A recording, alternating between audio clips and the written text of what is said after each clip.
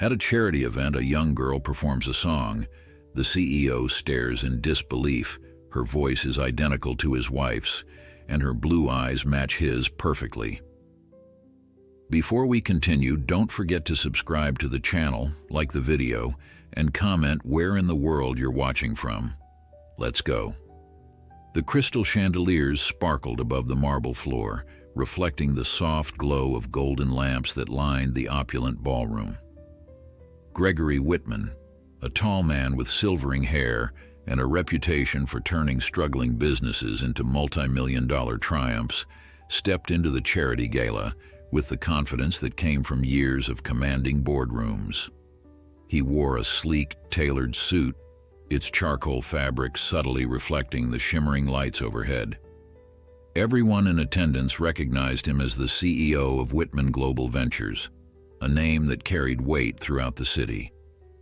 Yet beneath that polished veneer lingered a pang of sorrow he had never managed to fully bury. Tonight marked the third anniversary of his late wife Kathleen's passing, and although her memory shadowed him each day, it was especially poignant whenever he found himself in a crowd of strangers. Something about the swirl of conversation and music always reminded him of the times they had danced together at similar events. Her laughter bright, her eyes glowing with warmth. Now, his steps felt heavier. He offered polite nods to the well-wishers who approached, but a faint hollowness dulled his presence. He had come to this gala out of obligation. His company was one of the evening's primary sponsors, and appearances mattered in his line of work. However, the cause itself was a worthy one, supporting underprivileged youths who aspired to study music and performance. Kathleen had once been a devoted patron of the arts. When they had first met, she was singing in a small community ensemble, her voice resonating with a haunting beauty that had captured his heart long before her gentle spirit did. The evening progressed in the usual swirl of champagne glasses and well-rehearsed conversations. Gregory exchanged business cards with philanthropists he'd only see again at next month's black tie function. He offered hollow laughs, accepted compliments, and tried his best to show genuine interest in each encounter. Yet his eyes kept drifting toward the stage at the far end of the ballroom, where a series of young performers was scheduled to appear. A subtle eagerness gnawed at him, because hearing a promising singer might allow him to remember those early days with Kathleen and perhaps feel less alone, if only for a fleeting moment. Finally, the room's lights dimmed, and the crowd turned their attention to the stage. A hush fell as the announcer, a genial older man in a tuxedo, introduced the next act. A 17-year-old girl who had recently arrived in the city with nothing but a small suitcase and a dream of sharing her voice. Gregory felt the corners of his mouth lift slightly, recalling Kathleen's stories of her own modest beginnings. She had once been a small-town girl with big aspirations, and he realized how seldom he allowed himself to dwell on that sweet memory. Then the girl walked onto the stage. She wore a simple black dress, modestly cut, and her long dark hair cascaded over her shoulders. From a distance, Gregory couldn't make out her features well, but something about her posture, nervous yet poised, stirred a curious sense of familiarity in him. The pianist behind her began a soft introduction, and the hush in the room grew even deeper. When her first notes filled the air, Gregory froze. Her voice, high and clear, carried a timbre so achingly similar to Kathleen's that he felt his heart constrict. A wave of memories threatened to swamp him. Late-night rehearsals, Kathleen humming in the kitchen, evenings spent at music halls where she'd carefully study each performance. He reminded himself this was merely coincidence. Many talented singers possessed a haunting tone, and he'd encountered them before, yet something in the way this girl shaped her vowels struck him like a lightning bolt. A low buzz of conversation began to ripple through the audience as the pure, resonant sound expanded. Gregory leaned forward, a sense of déjà vu coursing through every inch of his body. This was more than reminiscent. It was nearly identical to Kathleen's vocal quality, as if some essence of her had been reborn on that stage. His breath caught in his throat and he felt the hair on the back of his neck stand up. Then the spotlight shifted, illuminating the young singer's face. Gregory's pulse thundered in his ears. Even from his vantage point, he could see she had eyes a shade of green so rare it had become Kathleen's most distinct feature. His mind raced with questions. It wasn't simply that she resembled Kathleen physically. She had her eyes. And if that weren't enough, the shape of her nose, the curve of her chin, faint echoes of his own lineage. He felt an inexplicable chill run down his spine. He remained transfixed for the duration of her performance, his chest tight with confusion and a stirring hope he couldn't articulate. As the final note faded, he realized he had been gripping the edge of the table until his knuckles turned white. The applause thundered through the ballroom, but he barely registered the sound. All he could do was stare at the girl, who offered the audience a tentative, shy smile before disappearing backstage. Questions pounded inside his head. How could she sound exactly like Kathleen? And her eyes, he knew those eyes as intimately as he knew his own reflection. A swirling dread took hold, whispering that there was a chance this wasn't coincidence at all. Could it be possible that she was related to Kathleen in some way he had never known? Without waiting for the next performer, Gregory stood abruptly and made his way toward the backstage area. He brushed off attempts by event staff to stop him, his authoritative tone and intense expression enough to break through their polite resistance. When at last he stepped behind the curtains, he saw the young singer rummaging through her bag near a tall mirror. She seemed surprised when she looked up and noticed him approaching. Up close, the resemblance was even more startling.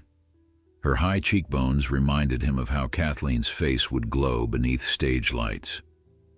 The vibrant green of her eyes locked with his, and he couldn't suppress a tremor in his voice when he spoke. "That was a beautiful performance," he managed, struggling to maintain composure. "Truly extraordinary. May I ask your name?" She glanced down, nerves flickering across her face. "I'm Amelia," she said softly. "Amelia Brooks." Gregory repeated the name in his mind, trying to uncover some hidden thread connecting her to Kathleen. "Amelia Brooks," he murmured. "Have you performed here long?" She shook her head. "This is my first major performance. I just moved to the city a few months ago." He wanted to press her further, ask about her parents, her history, anything that would explain the uncanny echoes of Kathleen in her voice and face. "I'm Gregory Whitman," he said quietly. "I'm one of the sponsors for tonight's event. I'd like to help you if I can. You have exceptional talent." Amelia regarded him warily, uncertainty shadowing her eyes. "I'm grateful, but I'm not sure what you mean by help." He gestured toward the stage. "I know people in the music world, funding, mentors, the right connections. Before going to next, please subscribe to our channel, like this video, and share with friends." Amelia took a step away from Gregory, her posture tense. "I don't understand," she began softly, glancing at the crumpled program in her hand. "I've never met anyone like you before, and I'm not sure how any of that would work. I'm just me." Gregory tried to steady his voice. "I know this is sudden, but I recognize something in your performance. There's a sincerity there and a passion that deserves to be nurtured. That's all I want, to support you, if you'll let me. Let me at least introduce you to people who can guide you as your career develops." She hesitated, then nodded slightly, a flicker of curiosity in her bright green eyes. "I'm not used to people showing interest, especially strangers," she admitted. "I grew up in a small town with my aunt. She did her best, but we never really had money for formal training. The scholarship that got me here covered only partial tuition, so I still have to work evenings just to afford rent. I came to this gala, hoping maybe someone would take notice, but it still feels too good to be true." He could hear the guarded hope in her voice, and it stirred a deep protectiveness in him that he hadn't felt since Kathleen's passing. He cleared his throat. Perhaps we can discuss it over a simpler setting. I'd like to invite you to lunch tomorrow if you're free. There's a quiet restaurant near Midtown where we can talk without interruptions. Amelia glanced around at the flurry of staff bustling backstage, then nodded. All right, she said, her tone still cautious. But if this turns out to be some sort of scam, I'll walk away in a heartbeat. I understand, he replied. As she scribbled her phone number onto a scrap of paper, Gregory felt his pulse quicken with a mixture of excitement and trepidation. The resemblance to Kathleen was simply uncanny, and he couldn't silence the voice in the back of his mind, urging him to learn more about Amelia Brooks. The next day, the two met at a modest Italian bistro known for its homemade pasta and unpretentious atmosphere. Gregory arrived early, as was his habit, and sat at a table near a window. The city's midday light filtered through the glass, catching the soft lines of his face and revealing a slight fatigue in his eyes. He was nervous, a feeling he scarcely remembered ever experiencing. When Amelia walked in, wearing a simple blouse and jeans, he saw again how young she truly was. Her eyes briefly scanned the room, and upon seeing him, she offered a timid wave. Gregory stood politely, gesturing for her to sit. "Thank you for coming," he said. "I appreciate your time." "Likewise," Amelia replied, sliding into her seat. She glanced at the menu with interest. "I've never been here. My aunt always said restaurants like this were out of our budget." Gregory smiled kindly. "Order whatever you like. Today is about letting you enjoy a good meal and discussing your dreams for the future." She paused, then nodded. Tentatively, she chose a simple pasta dish while Gregory ordered a salad and water, struggling to still the anxiety roiling within him. He reminded himself that for Amelia, this was just a meeting about potential opportunities. He didn't want to overwhelm her with questions about her parentage or the heartbreak that haunted him.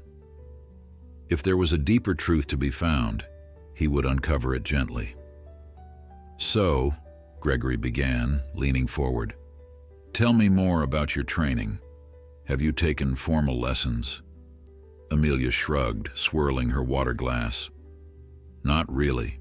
My aunt used to say I was born with the knack for singing. She found a few local choir directors who gave me tips. The rest I learned on my own. I practice every day, though, sometimes for hours. It's the only time I really feel alive, like I'm meant to share my voice with the world." He listened intently. That spark in her expression, that determination. Kathleen had possessed the same unquenchable drive. "Music has a way of becoming a lifeline," he said gently. "And from what I heard last night, you have something special. If you want professional coaching, I can arrange that. My contacts include vocal instructors, managers, even a few people who could help arrange small performances." Amelia inhaled, eyes widening. "Why would you do that for me, though? You don't even know me." The question landed with a thud in his chest. How could he explain the sense of recognition he felt every time he looked at her face? His mind churned with possibilities, but he only said, "I believe in helping talented people. Consider it my way of giving back. My late wife was a singer, so music is close to my heart." Amelia's face softened. "I'm sorry for your loss. How did she pass?" Gregory hesitated, the old wound throbbing. "An accident, 3 years ago. She was everything to me, truly. Since then, I've tried to keep her spirit alive by supporting musicians and artists. It helps me feel connected to her memory." A wave of emotion flickered across Amelia's features. "That's really sad. But it's also wonderful you're still dedicating time to what she loved." Their meals arrived, warm plates setting off a gentle cloud of steam. They shared a few moments of quiet, tasting food that was far better than either had expected. Between bites, Amelia asked practical questions about the music world, about auditioning for programs, about scholarships that might fund her dream of studying at a conservatory. Gregory answered as best he could, promising to introduce her to people who specialized in helping young talents secure financial support. When they finished, Gregory settled the bill, then offered Amelia a ride back to her apartment. She hesitated for a moment before agreeing, explaining she had a shift at the cafe where she worked in just an hour. As they left the bistro and stepped onto the sidewalk, a crisp breeze flitted by, carrying the faint smell of roasted chestnuts from a nearby vendor. During the drive, Amelia sat quietly in the passenger seat of Gregory's sedan, occasionally staring out at the rush of traffic and pedestrians. The silence allowed his thoughts to swirl. Should he schedule a private investigator to find out more about her background? The idea sounded invasive, yet the resemblance to Kathleen gnawed at him. He'd always known Kathleen had a brief chapter in her life before they met, but she'd never talked about it in detail. Could Amelia be connected to that?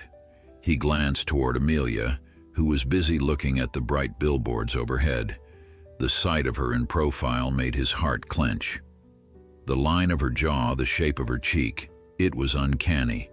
He resolved to proceed cautiously. First, he would gather more information, then decide how to handle the unanswerable question pressing inside him. Was it possible that Amelia was his late wife's daughter? And if so, how had Kathleen hidden such a secret? At last, they reached her apartment building, a modest complex with chipped paint and narrow windows. Amelia offered a small smile as she thanked him. For the meal, for believing in me, for everything. "It's no trouble," Gregory said. "I'll be in touch about the introductions I mentioned." Amelia nodded, then stepped out of the car.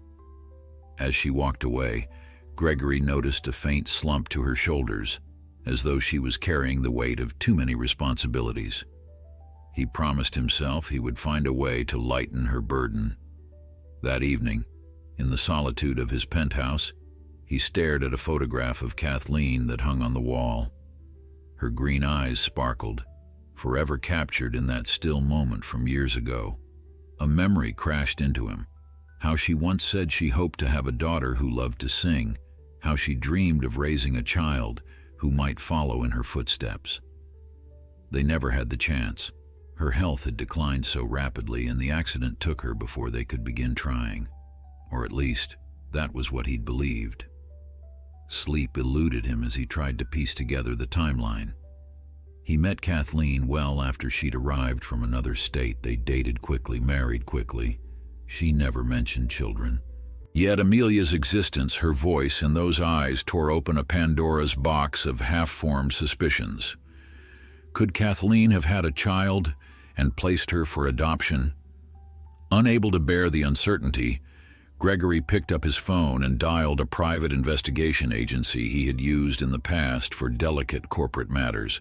A man named Pierce answered, his tone cool and businesslike, even at the late hour. "I need background information on a 17-year-old named Amelia Brooks," Gregory said, heart hammering. "She's new to the city, possibly from a small town. Verify her birth records, parents, any adoption details, anything. This is urgent." Pierce asked routine questions, and Gregory provided the few details he had. When he ended the call, a strange mix of guilt and determination rushed through him. He hated poking into Amelia's life without her knowledge, but he had to be sure. Early the following morning, Gregory rose with a sense of apprehension. He tried to lose himself in his usual routine, a brisk workout in his private gym, a quick breakfast, then a stack of paperwork that needed his signature. Yet every few minutes, the same thought intruded. If Amelia truly was Kathleen's daughter, what would that mean for both of them? Around noon, his phone buzzed. Pierce had found preliminary information. "Sir, there's nothing unusual about her current records," the investigator said. "She's listed as the daughter of a Margaret Brooks. No father mentioned. The mother passed away years ago, leaving Amelia in the care of an aunt, Harriet Brooks. But I'm still digging. There could be deeper details, sealed or unmentioned." Gregory's pulse quickened. "Keep me updated," he said, ending the call. He pressed his palms against the edge of his desk, inhaling sharply. This was only the beginning. That evening, Gregory messaged Amelia, inviting her to a small gathering of music aficionados he knew. She accepted, albeit hesitantly. He hoped spending more time with her would allow him to observe any further clues. When she arrived at the event, elegantly dressed in a simple yet lovely gown, provided by one of Gregory's fashion contacts, heads turned. She smiled politely at the handful of producers and conductors present, shaking their hands with a poise beyond her years. Gregory felt strangely proud, though the questions gnawed at him more than ever. He introduced her to a vocal coach renowned for elevating raw talent to professional caliber. The coach listened to a short, impromptu piece Amelia sang, then declared she had that certain something.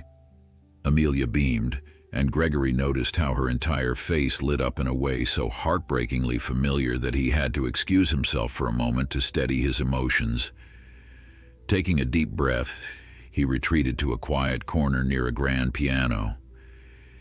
He gazed at Amelia across the room, feeling as if time had folded in on itself, carrying echoes of Kathleen's presence into the current moment. Before he could linger too long, Amelia joined him, curiosity shining in her expression. "Everything all right?" she asked softly. He forced a small smile. "Yes, of course, I'm just overwhelmed by how much potential you have, and it reminds me of someone." She placed a gentle hand on his arm. "I'm grateful you believe in me," she said simply. The conversation was cut short by the arrival of more guests, and Gregory guided Amelia into another round of introductions. Yet underneath the night's excitement, he felt the weight of impending answers. Whatever Pierce might discover, it threatened to rewrite his past, present, and future. As the gathering ended, Gregory walked Amelia to the car that would take her home. Moonlight illuminated her face, accentuating those bright green eyes. A tremor coursed through him. He whispered his goodnight, then watched her disappear behind the tinted windows. In that moment, he stood alone on the sidewalk, consumed by an uneasy blend of longing, hope, and fear. He knew, beyond any doubt, that soon he would have to share with Amelia the reasons behind his interest, and he dreaded the possibility that she might resent him for it. Gregory's footsteps echoed through the gleaming marble hallway of his penthouse, each step a hollow sound that emphasized his disquiet. He had just ended another call with Pierce, who promised to keep digging into the Brooks family's background. The more Gregory thought about the labyrinth of possibilities, the more convinced he became that the truth, whatever it might be, would upend everyone's lives. That possibility both thrilled and terrified him. He paused by a large framed photograph of Kathleen standing on the steps of a music conservatory in Europe, smiling radiantly in the soft afternoon sun. He lifted the frame for a moment, running his thumb across the glass. Then, drawing a deep breath, he set it down again with care. Answers would come soon enough. All he could do in the meantime was prepare himself for any eventuality. Early the next morning, a message chimed on his phone, pulling him out of the uneasy sleep that had finally claimed him sometime near dawn. Blinking, he reached for the device on his nightstand. It was from Amelia. A quick note thanking him for the introductions at the music gathering and confirming a session with the vocal coach he had recommended. Gregory stared at her words, a mixture of relief and guilt twisting through him. He was elated she was taking steps toward improving her craft, yet he felt uneasy knowing he'd commissioned an investigation into her past. She deserved honesty, but he still worried his suspicions might be wrong, or worse, that they might be right. The realization weighed heavily, a constant reminder that the path he'd chosen might lead to heartbreak for both of them. Nevertheless, Gregory committed to continuing what he had started. At the office, he tried to lose himself in back-to-back meetings, discussions about a recent acquisition, and planning sessions for an upcoming conference in Hong Kong. His assistant noticed his distraction, but Gregory shrugged off her concern with a polite smile, unwilling to burden anyone with the personal turmoil that churned beneath his professional facade. He had been a master compartmentalizer for most of his life, an ability that had helped him thrive in business. Yet this time, the compartments refused to stay neatly separated. Every time he glanced at his phone, he expected to see a new message from Amelia or a fresh report from Pierce. At midday, he found himself gazing out of the floor-to-ceiling windows that overlooked the city. From his vantage point, Manhattan stretched outward in a tapestry of gray steel and shimmering glass. He thought about how Amelia must feel navigating these streets alone, armed only with her voice and a dream. He considered sending her a simple text, asking how her morning lesson went. Instead, he held back, worried he might appear too intrusive. Though he told himself he was helping her purely out of goodwill, he couldn't deny the deeper motivation. He needed answers about her connection to Kathleen. And at the heart of it all lay a question he dared not voice. If Amelia truly was Kathleen's daughter, then whose daughter was she? The timeline of Kathleen's life suddenly felt full of missing pieces. Pierce's call came later that afternoon, right as Gregory was about to leave for a scheduled business lunch. "Mr. Whitman," Pierce began, his measured tone revealing little. "I've managed to contact someone in Amelia Brooks's hometown, an older neighbor who knew her mother, Margaret Brooks, and her aunt, Harriet. According to the neighbor, Margaret died in a car accident when Amelia was quite young. The aunt raised her from then on. No mention of any father, though I found a suspicious gap in the official records. It's possible her birth certificate was amended or withheld for privacy reasons. I'm still trying to track down more." Gregory's knuckles whitened around the phone. "Any mention of adoption? Anything that suggests her mother's real identity might be different?" He heard Pierce shuffle papers. "Not yet. But there's an odd detail. The neighbors said Margaret had once confided that Amelia was actually named after someone else, someone in Margaret's extended circle. But the neighbor couldn't recall specifics, just that Margaret's pregnancy was a secret to most people.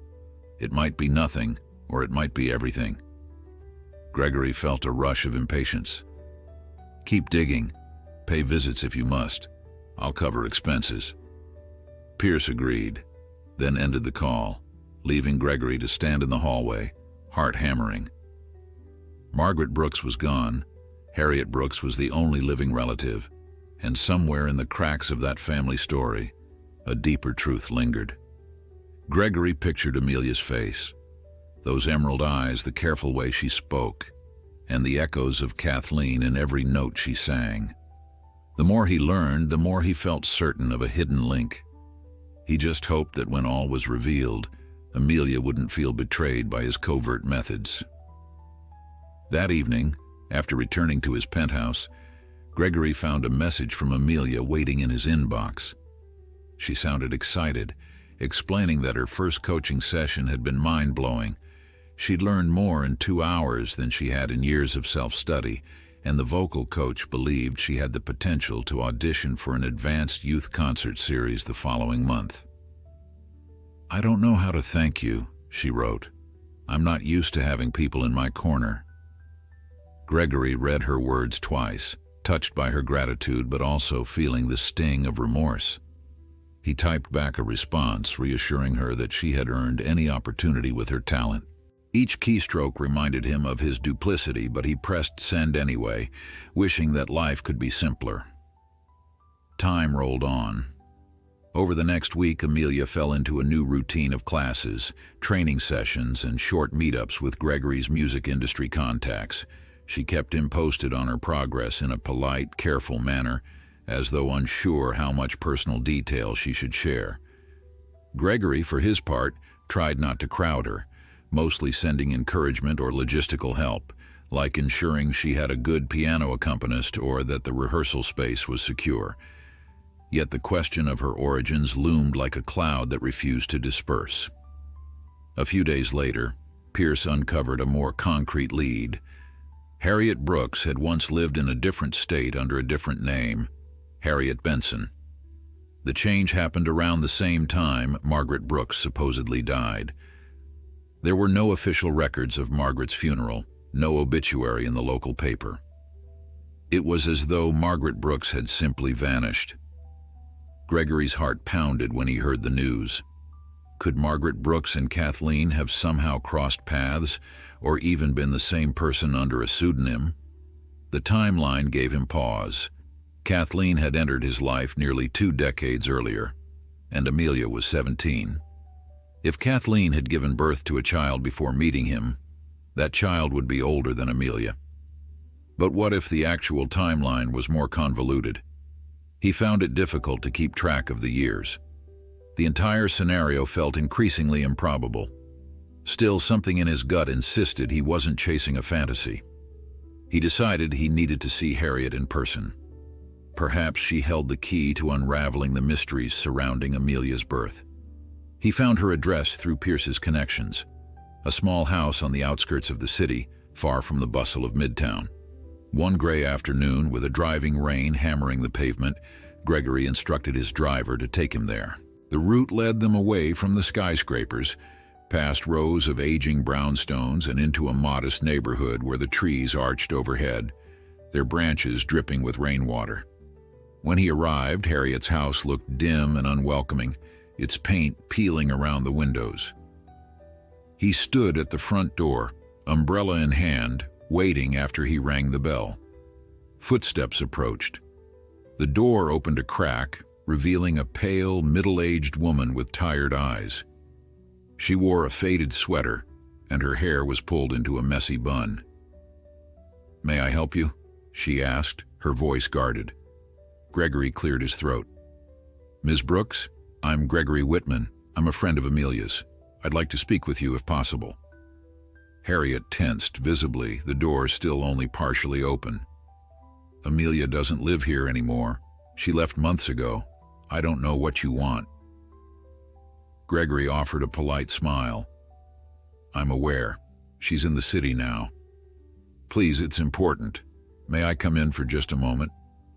A flash of apprehension crossed her features, but she relented, releasing the chain on the door. Gregory stepped inside, dripping rain onto the faded doormat. The interior smelled of old coffee and dust, with stacks of newspapers scattered in the living room. Harriet gestured for him to sit on a frayed armchair while she perched on a plastic-covered sofa. He noticed her eyes flick over him, assessing whether he posed a threat. "You said you're a friend of Amelia's," she began. "She texted me about meeting some well-off sponsor. I guess that's you." Gregory nodded, choosing his words carefully. "Yes, I discovered her talent at a charity event. I've been introducing her to people who can help her career. But I had a few questions about her past, about her mother." At once, Harriet's expression turned chilly. "Margaret Brooks passed away when Amelia was very young. There's nothing more to tell." Gregory leaned forward. "I don't mean to pry. It's just that Amelia reminds me of someone I once knew. Her voice, her eyes, it's uncanny." Harriet said nothing, but the tightness around her mouth revealed tension. "Amelia has always looked like that," she muttered after a beat of silence. "I don't see what that has to do with you." He inhaled, steeling himself. "Harriet, I lost my wife, Kathleen, several years ago. She was a singer too, with green eyes and a voice that could leave an audience breathless. Amelia's voice is almost identical to hers, and I've noticed a resemblance in other ways." Harriet's face reddened, and she reached for a half-finished mug of coffee on the table, as though needing something to hold on to. "Listen, I don't appreciate you bringing up your dead wife as if it has anything to do with Amelia." Gregory recognized the defensive note in her tone. He tried again, gentler. I'm not making accusations, but you must see this is unusual. I wanted to ask if Margaret was truly Amelia's mother, or if Margaret might have been covering for someone else. It's possible. And if there's any chance Amelia's biological mother was Kathleen. Harriet slammed the mug onto the table, sloshing cold coffee onto her palm. Stop. I'm not entertaining wild fantasies. Amelia is Margaret's daughter. Margaret died. That's it. She set the mug down, breathing heavily. I've raised that girl since she was an infant. We've had enough hardships without some wealthy man showing up digging into old secrets. Gregory's chest tightened. Harriet's denial felt rehearsed, as though she were defending a narrative she'd guarded for years. You sound afraid, he said softly. I'm sorry if this conversation hurts you, but I need the truth. If Amelia is... Harriet stood abruptly, glaring at him. I think you should leave. Now. He knew pushing harder would only deepen her hostility. Rising to his feet, he offered a defeated nod. I won't pester you again, but please, if there's any possibility I'm right, Amelia deserves to know. Harriet said nothing, and Gregory made his way to the door, the sound of the rain intensifying as he stepped back onto the porch. The door clicked shut behind him, leaving him alone in the downpour. As the driver ferried him through the storm, back to the city's heart, Gregory leaned his head against the window, watching raindrops race across the glass. Harriet's reaction had only fueled his suspicions. She was definitely hiding something. He vowed to keep pressing for answers, no matter how many stone walls he encountered. That night, Gregory tried once more to sleep, but flashes of memory invaded him. Kathleen singing softly in their living room, her laughter in the morning light, the bittersweet hush of the hospital room where she slipped away after the accident. If she had truly left behind a daughter without ever telling him, that meant she had also carried a hidden pain through their marriage. Had she feared his reaction? Or had there been an unspoken reason she thought secrecy was best? The unanswered questions nearly drove him mad with regret. He found himself longing to speak to Amelia directly about it, but how could he? She knew him only as a benevolent sponsor, someone with resources who wanted to help. If he confessed his suspicions now, she might think he'd only taken an interest in her for personal reasons, and perhaps that would be true. The realization made him feel uncharacteristically vulnerable. At dawn, with dark circles under his eyes, Gregory made himself a strong cup of coffee and stepped onto his penthouse balcony. The city lay before him, bathed in the soft glow of early morning. He reflected on Kathleen's memory and the slender thread that tied it to Amelia's presence. Soon enough, the truth would emerge. And when it did, he hoped he'd find a way to protect Amelia from any emotional fallout. He sipped the coffee, trying to gather resolve. No matter the outcome, he couldn't leave Amelia to navigate the truth on her own.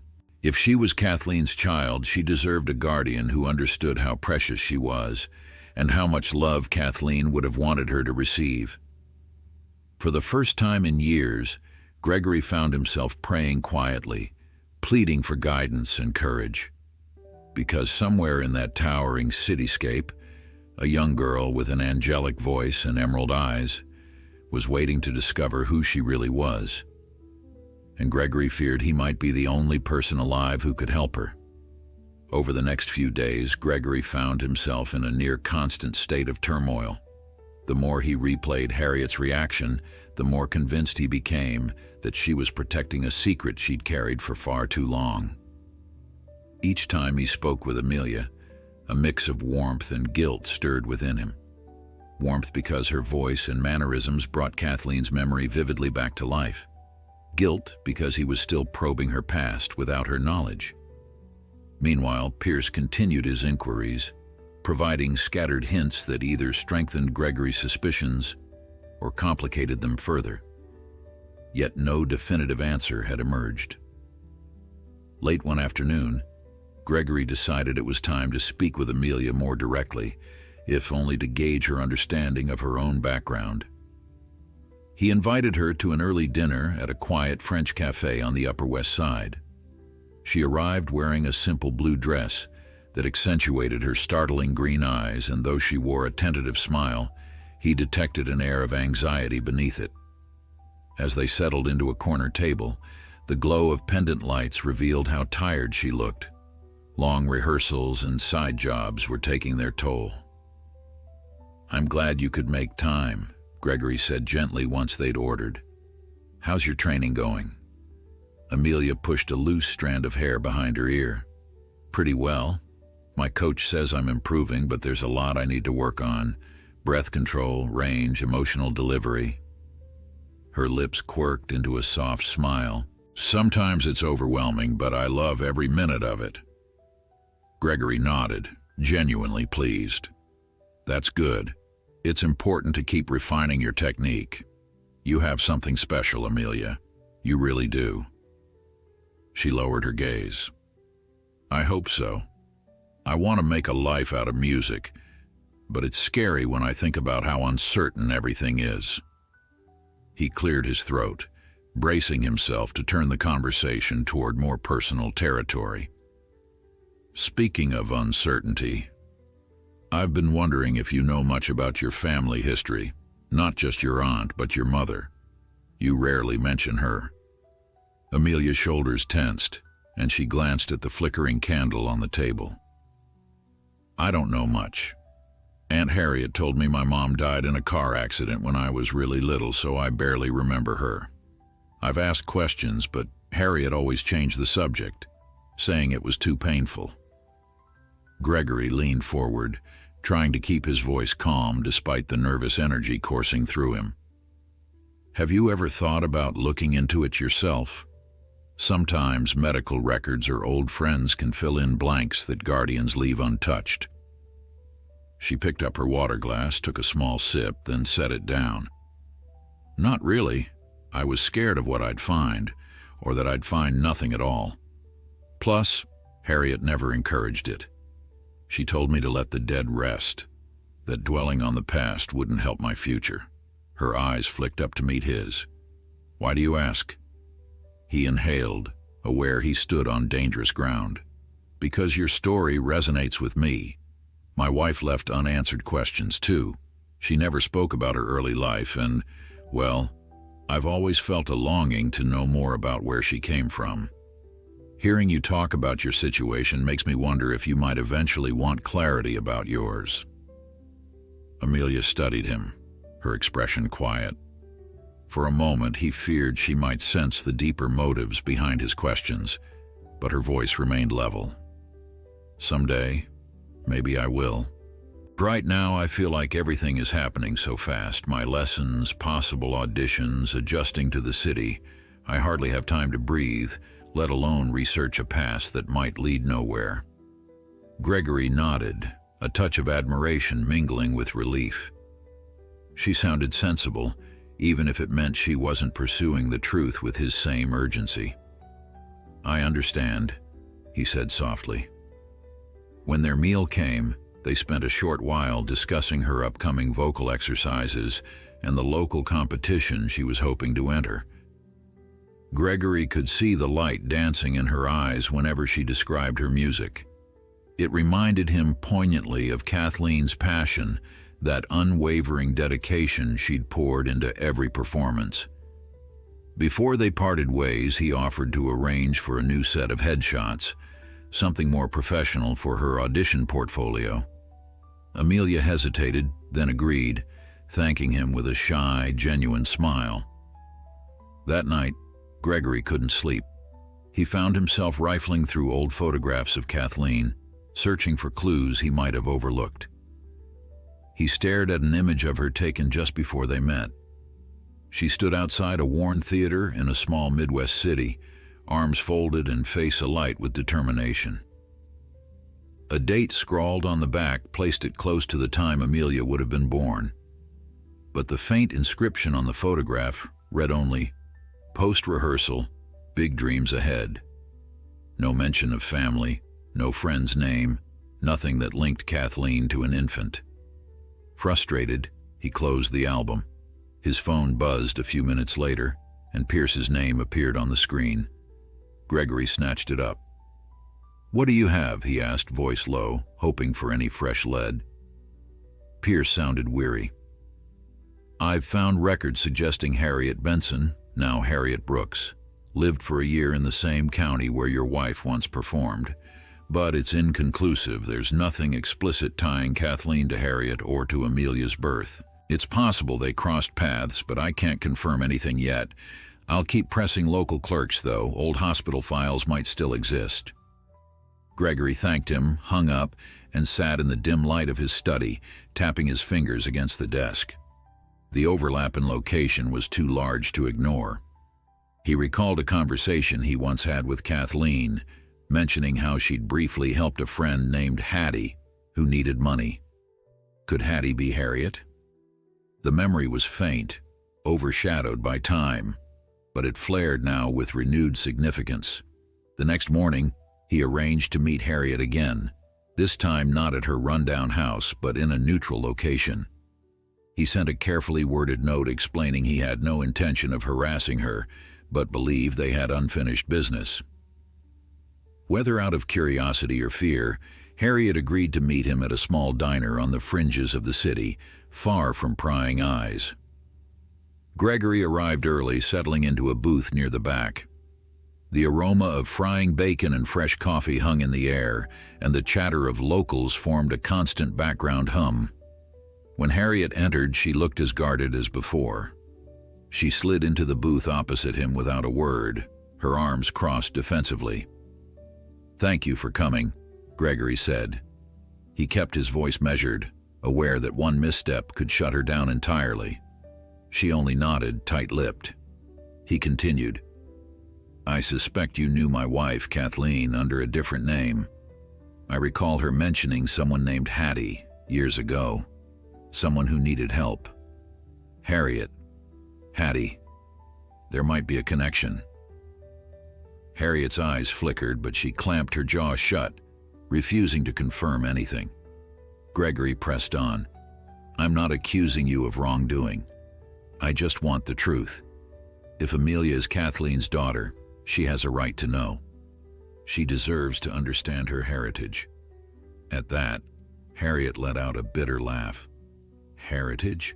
Where was that concern all those years ago? If Kathleen was Amelia's mother, why didn't she claim her? She stayed silent. She went off to marry a wealthy man, left behind. She caught herself, stopping just short of a full admission. Gregory felt his pulse spike.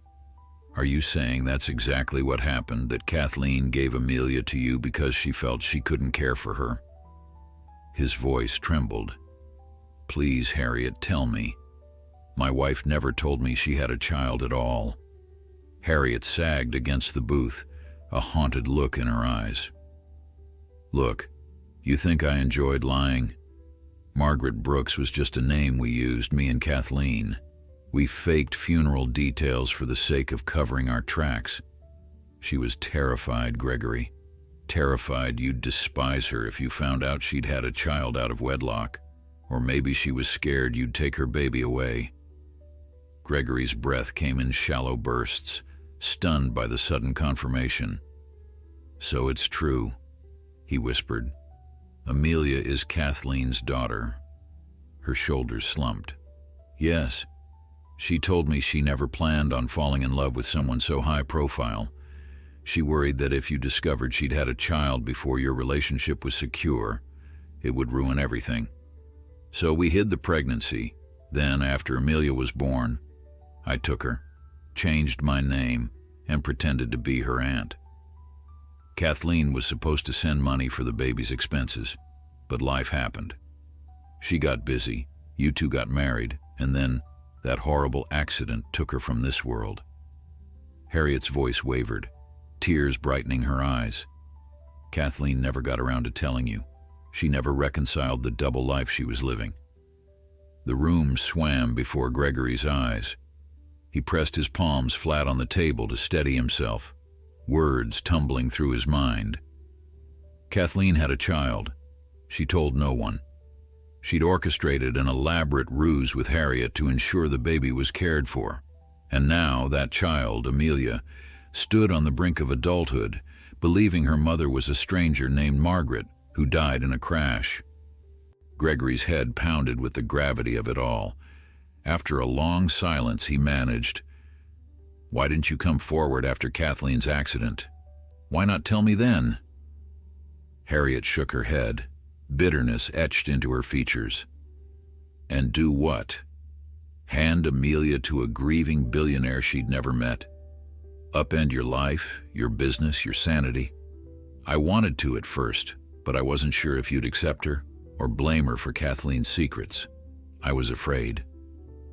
Then my finances deteriorated, and Amelia was all I had. I couldn't face the thought of your lawyers marching in to claim her, so I stayed silent. Gregory's throat tightened. He thought of all the lonely days he spent mourning Kathleen, never suspecting she'd left behind a living piece of herself. The betrayal, the pain of not knowing, flared inside him, but so did a fierce protectiveness for Amelia. She had to learn the truth, from him, not from Harriet or a stranger. "I need to tell her," he said, voice quivering. "She's working so hard, dreaming of a future in music, not realizing she's living the very passion her mother cherished. You realize how devastating it might be when she learns what happened?" Tears slid down Harriet's cheeks. "Yes, but she'd want to know, even if it hurts. I know her. She's strong. Still, I fear she'll hate us both." Gregory closed his eyes. The weight of responsibility landed squarely on him. "I'll tell her carefully. I need your help to confirm details, but I won't let her suffer alone." They spoke a while longer, hashing out the timeline. How Kathleen discovered her pregnancy soon after meeting Gregory. How she enlisted Harriet's aid. How they invented the story of Margaret Brooks to shield the truth. By the end of it, Gregory felt hollow, as though someone had scooped out his insides. He left the diner in a haze, barely recalling how he got back into his car. Every assumption he'd held about his marriage was now tinted by secrets. And yet, more than anger, he felt an overwhelming sorrow for Kathleen, who must have carried this weight in silence, for Amelia, robbed of her mother's presence by an illusion, and for himself, ignorant all these years. That evening, Gregory paced the length of his living room, restless and haunted. The city lights sparkled outside the floor-to-ceiling windows, uncaring about the storm raging within him. He had to tell Amelia soon. She was old enough to handle the truth. The longer he waited, the deeper the betrayal would feel once she learned he had known all along. But how could he find the right words? How could he possibly explain that her entire identity rested on a falsehood? In the end, Gregory picked up his phone and scrolled to Amelia's contact. His finger trembled as he typed a message, asking if she'd meet him somewhere private to talk. A few seconds later, she responded, sounding a bit concerned, yet agreeing to see him after her rehearsal the following evening. He swallowed hard, bracing himself. Tomorrow, her world would change forever, and he had to be the one to guide her through it, no matter how much it might break her heart, and his own. Gregory arrived at the small lakeside pavilion well before the appointed time, heart thumping in a way that felt alien to him. In his business world, he was forever poised. Decisions made with confidence, strategies laid out in neat columns of profit and loss. But here, beneath a sky tinged with the orange glow of early evening, he felt none of that composure. He was just a man bearing news that could shatter a young girl's understanding of her life. His phone had buzzed earlier with a terse text from Amelia confirming she'd meet him after her vocal rehearsal.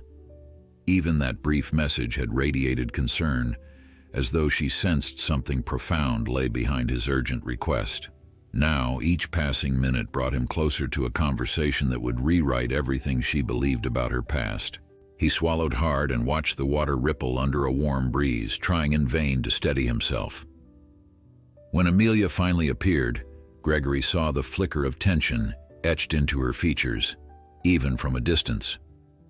She wore a casual outfit, a loose sweater and dark jeans, and carried a worn music folder tucked under one arm. Her hair was pulled back in a low ponytail, and her expression was guarded.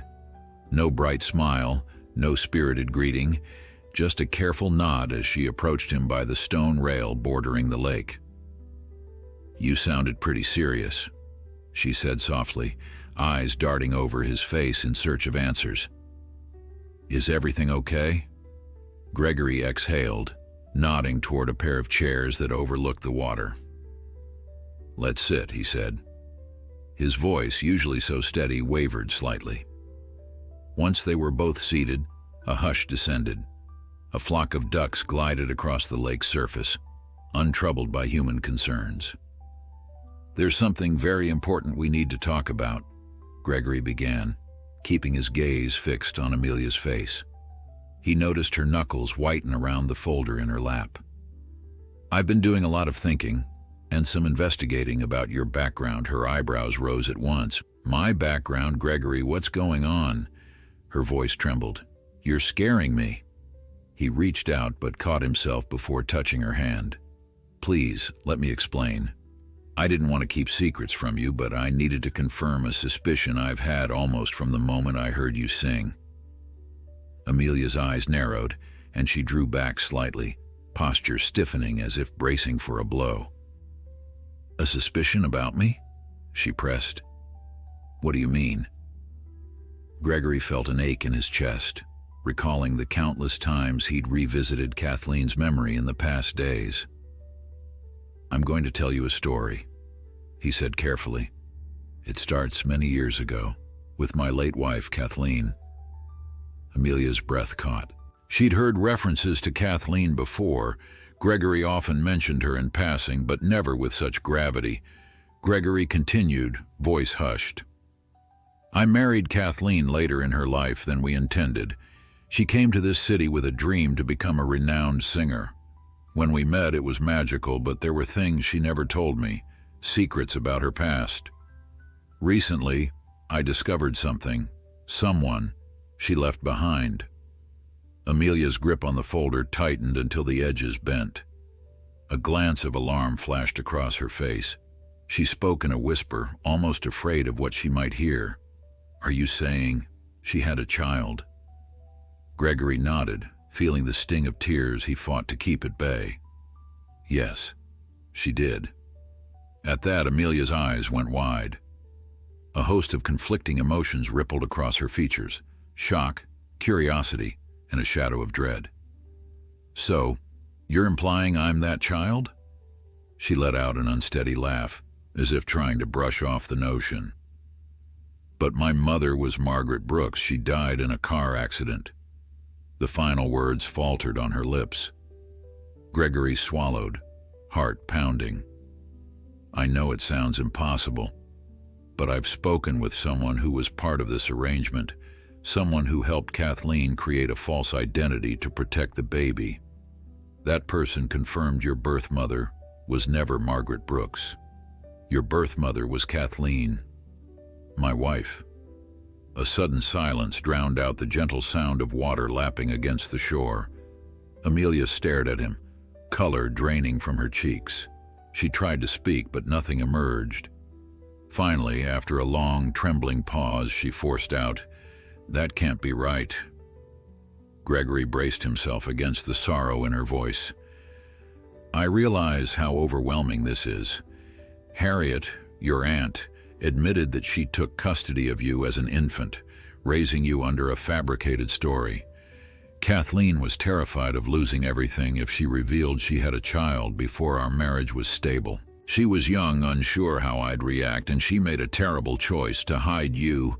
Time slipped away, and before she could tell me, she died." His words ended in a rough whisper.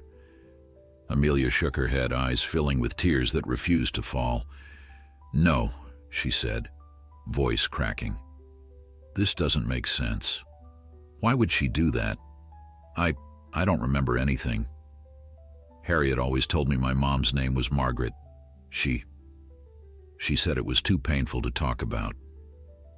Gregory reached for her hand, but she jerked away, tears glistening in her eyes. "You're telling me that everything I know about my childhood, everything, was a lie?" Her voice rose, echoing off the pavilion columns. Gregory closed his eyes, the sting of guilt slicing through him. "I'm sorry," he murmured. "I wish I could spare you this pain. But you needed to know the truth. I didn't want to keep it from you once I discovered it." Amelia pushed her chair back, stood abruptly, and moved a few steps away, hugging her arms around her torso as though cold. She stared out at the shimmering water, her breath coming in short, uneven bursts. "So you're saying Kathleen, your wife, who died 3 years ago, was my real mother?" she repeated, as if testing the words aloud might change their meaning. When Gregory nodded, she visibly trembled. "And that Harriet was never really my aunt at all. She was some friend or acquaintance who pretended to be my relative to hide me from you. That's..." She broke off, voice strangled by emotion. "Do you know how messed up that sounds?" He rose to stand beside her, though he kept a small distance, unsure if she would accept any form of comfort. "I know," he said quietly. "I'm still coming to terms with it myself. If I had known, I swear I would never have allowed you to grow up without your mother.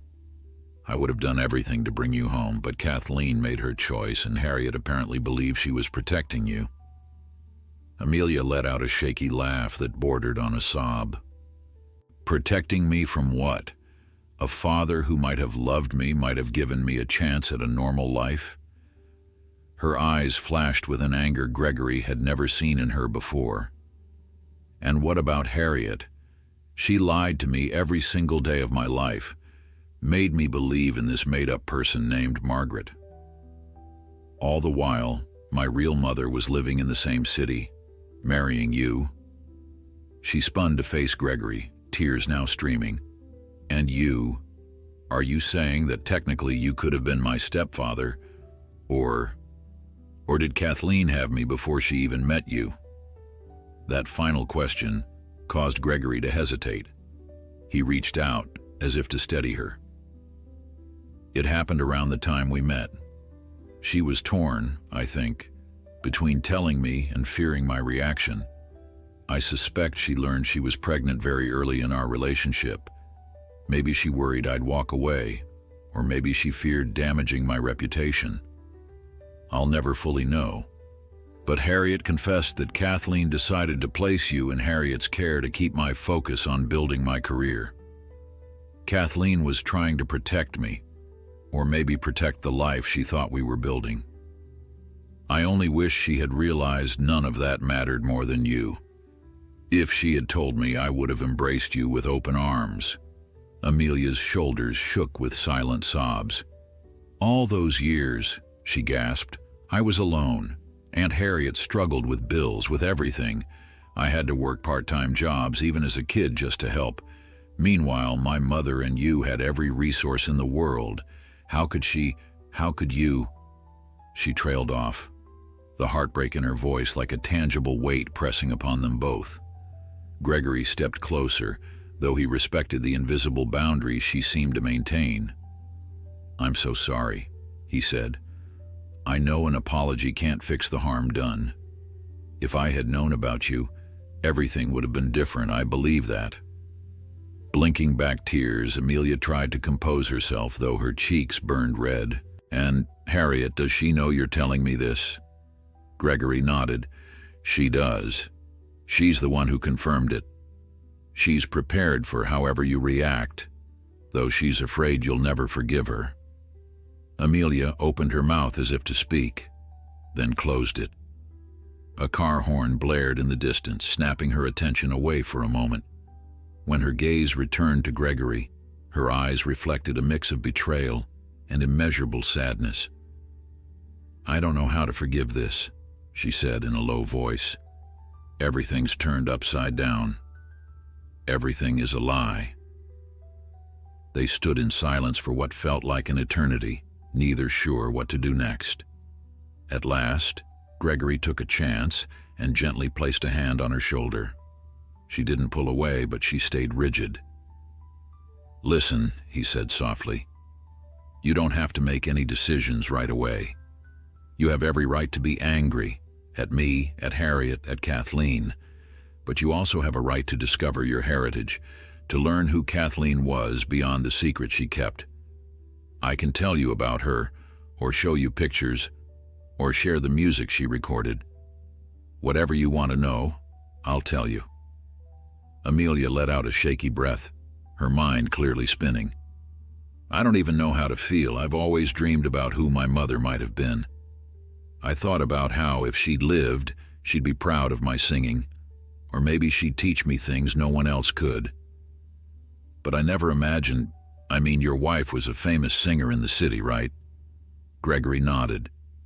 "She wasn't internationally famous, but in these circles she was admired.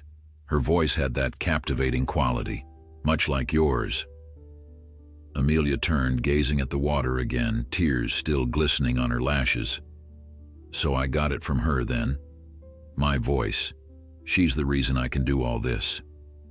A profound quiet enveloped them, broken only by the rustle of leaves overhead. Finally, she tilted her head and her eyes held a fragile determination. "I'm not ready to talk to Harriet yet. I can't even imagine facing her. But I do want to know about Kathleen." Her lips quivered. "Tell me everything. Everything she never could. Everything you wish she had told me herself." Gregory squeezed her shoulder lightly.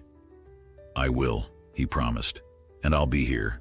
You're not alone anymore."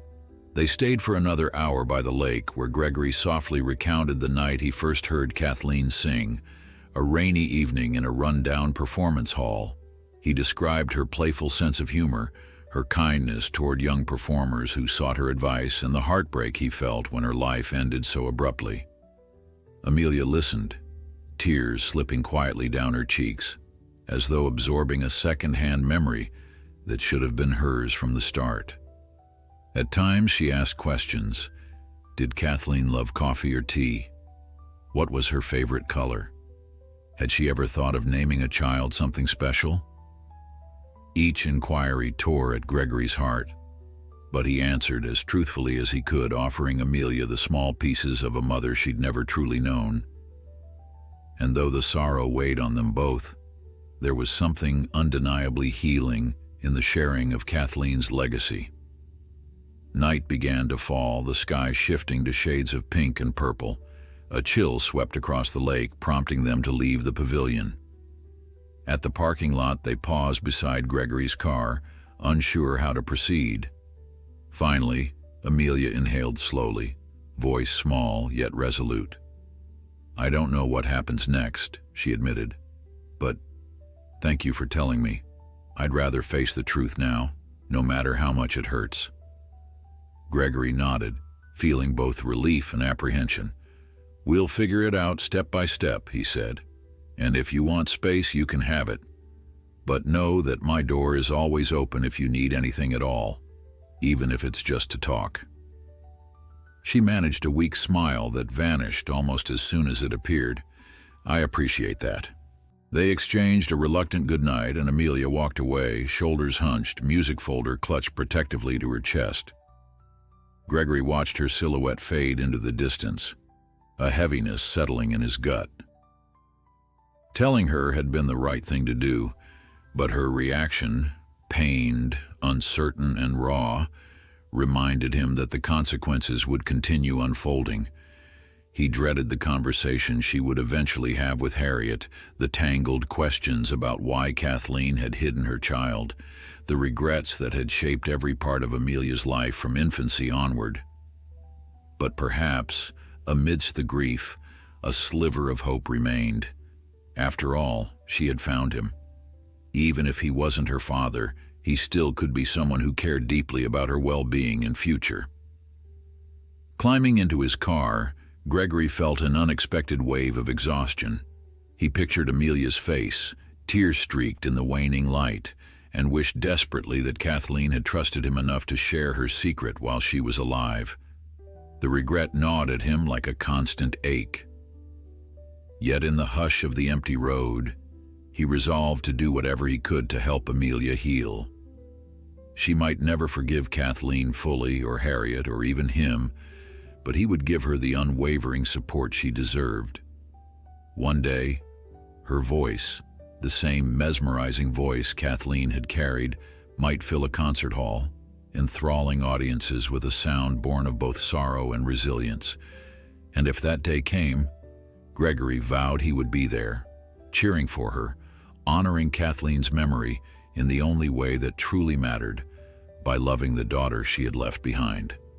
Amelia fled the lakeside pavilion with her mind in turmoil, the revelation of her true parentage echoing in her thoughts with every step she took. She hardly remembered boarding the bus back into the city.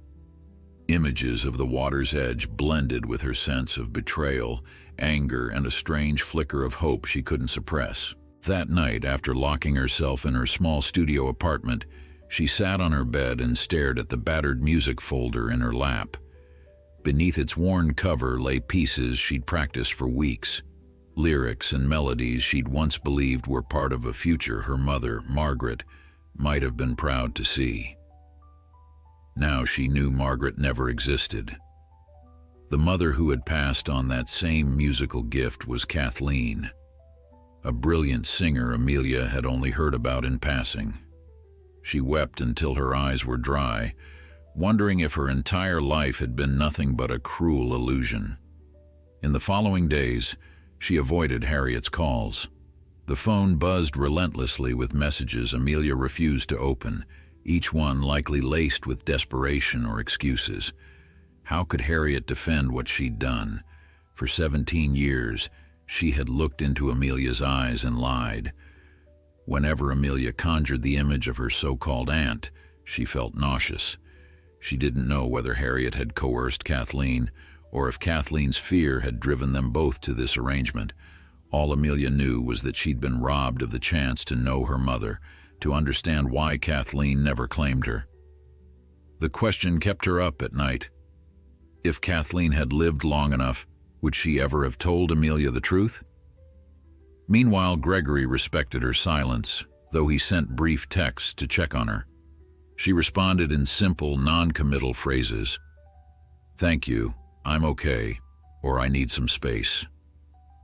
Part of her wanted to confide in him, to hear more stories about Kathleen, but her anger toward Harriet spilled over into mistrust of everyone involved. She had spent too many years forging an identity from scraps. Now that identity was gone. She felt unsteady, like a tree whose roots had been half torn out of the ground. One afternoon, after an exhausting rehearsal, Amelia found herself walking aimlessly through the city streets. She passed a record store and paused, drawn by the window display of vintage opera recordings. That was when she remembered something Gregory had mentioned. Kathleen had once recorded a few tracks in a small studio. Perhaps that studio or its label might have something she could listen to. Proof that Kathleen had really existed beyond Harriet's lies and Gregory's memories. The thought sparked a fierce determination she hadn't felt since she'd learned the truth. Nobody could tell her how to feel or when to be ready. She would find her mother's voice on her own terms. The record store clerk could offer no help, but advised Amelia to try her luck in a bigger music shop downtown. There, after combing through racks of lesser-known singers, she located a single CD marked with a name she recognized, Kathleen Whitman. Her heart pounded as she turned it over, scanning the track list. There were only 5 songs, recorded live during a benefit concert nearly a decade ago. She purchased it with trembling hands, struggling to breathe beneath the weight of new possibilities. Could those recordings hold any answers about the woman who'd given birth to her? Back in her apartment, she carefully placed the CD into an old stereo and pressed play. The opening strains of a piano introduction rolled out. Then Kathleen's voice, rich, emotive, luminous, filled the space. Amelia's breath caught as tears gathered in the corners of her eyes. That tone, that phrasing, so uncannily like her own, poured through the speakers like a long-lost lullaby. She sank to the floor, holding her knees to her chest, absorbing every note. By the time the final track ended, she felt both gutted and strangely comforted. She could sense Kathleen's spirit in every rise and fall of the melody, like a distant echo, bridging mother and daughter across years of secrecy. That night she scarcely slept. She kept replaying the songs, memorizing each phrase as though trying to learn some hidden code that might explain Kathleen's choices. Between tracks, her mind drifted to Gregory's voice telling her about Kathleen's compassion, her unwavering dedication to music. If everything he said was true, Kathleen had loved so deeply, yet she'd also harbored a fear so enormous she never dared speak of her child. At dawn, Amelia reached a decision. She would meet with Gregory and learn more. Piecing together Kathleen's life felt like the only way to reclaim her own. Gregory arrived at the cafe she chose, wearing an expression of cautious relief. He rose from the table and motioned for her to sit. She noticed dark circles under his eyes, as if he too had been fighting insomnia. They ordered coffee in a tight silence, each waiting for the other to break it. Finally, Amelia spoke, her voice subdued. "I listened to her recordings," she said. "I found a CD at a shop. She was extraordinary." Gregory exhaled, shoulders relaxing as he realized she was willing to talk. "She truly was," he replied. "I still remember the first time I heard her perform.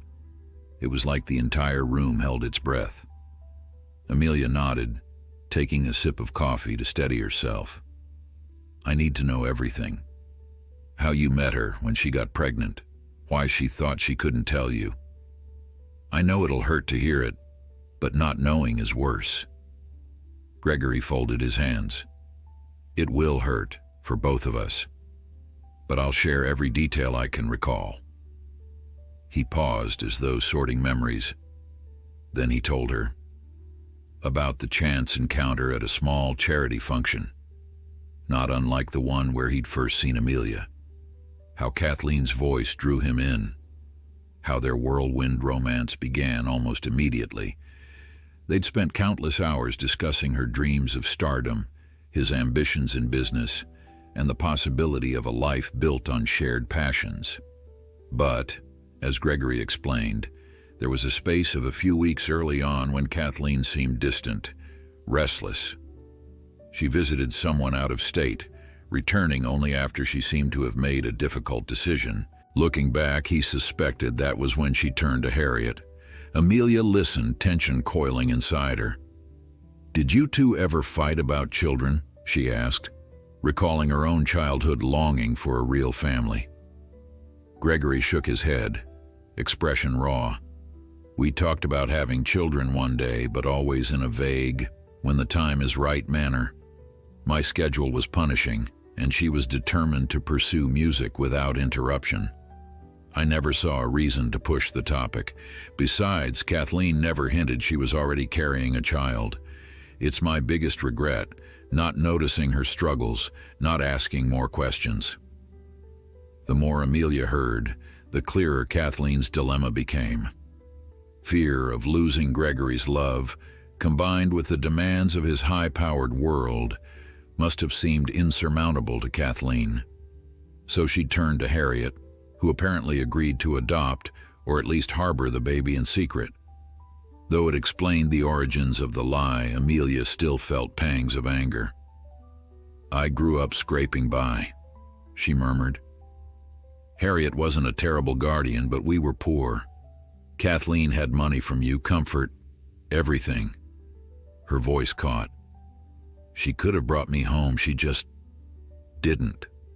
Gregory reached across the table, lightly brushing Amelia's hand.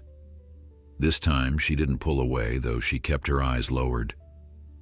"I'm so sorry," he whispered. "I can't excuse Kathleen's choices, nor can I fully explain them. All I know is that she loved deeply, and sometimes people who love deeply make drastic mistakes out of fear."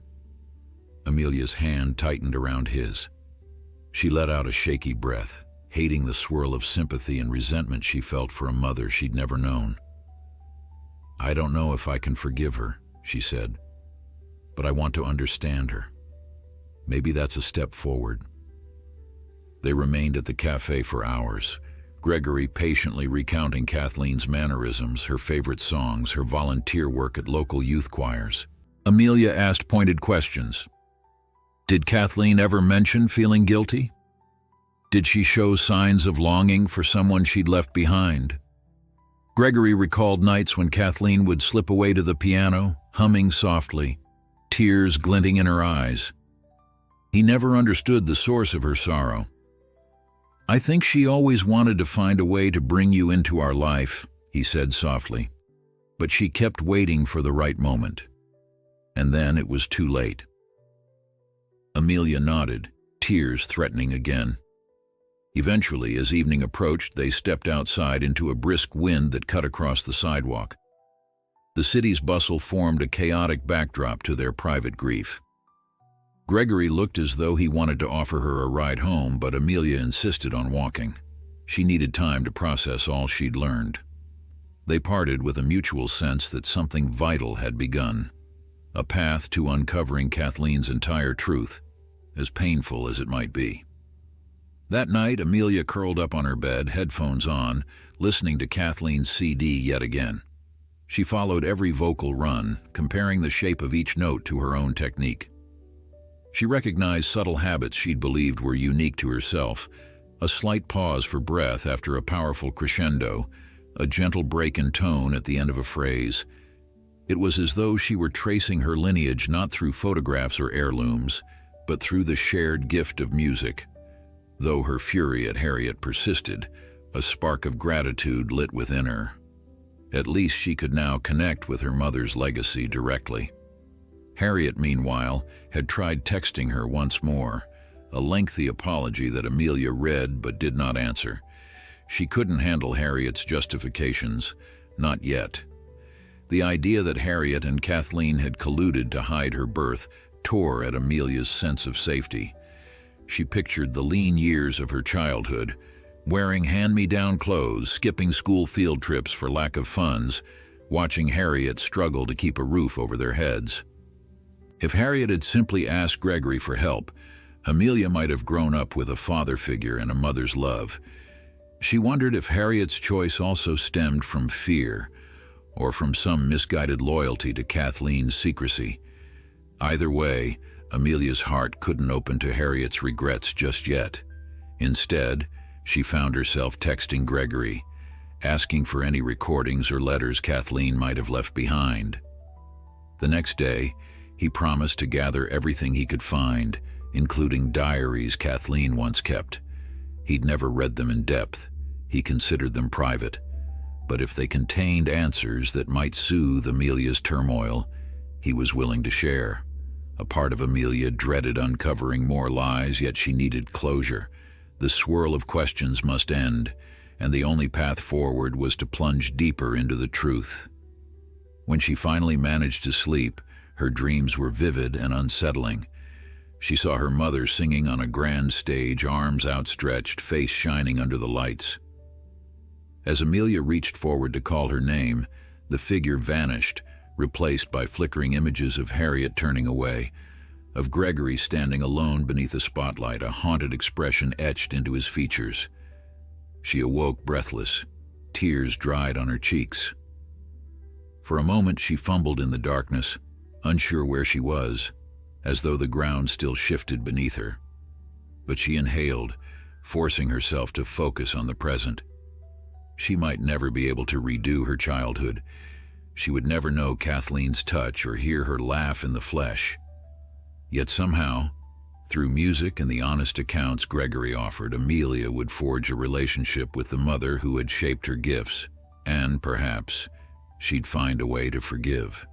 Amelia arrived at Gregory's penthouse one chilly afternoon, determined to see for herself the artifacts that might illuminate Kathleen's hidden life. Though a soft drizzle dampened the city streets, she carried a prickly blend of anger and curiosity as she rode the elevator to his floor. When the doors slid open, Gregory greeted her with a solemn nod, his tie loosened, the usual corporate polish replaced by concern. He led her into a quiet sitting room with floor-to-ceiling windows overlooking the gray skyline. On a coffee table lay a small stack of items, journals bound in worn leather, a few folded letters, and photographs. Amelia felt her pulse skip. Each object whispered of a past she had been denied. Gregory gestured for her to sit beside him on the wide sofa. "I gathered everything Kathleen kept," he said gently. "Most are diaries from her early years in the city, along with some private notes she wrote before we were married. There might be details that help you understand why she made the choices she did." Amelia carefully lifted the top journal, running her fingers over the scuffed cover.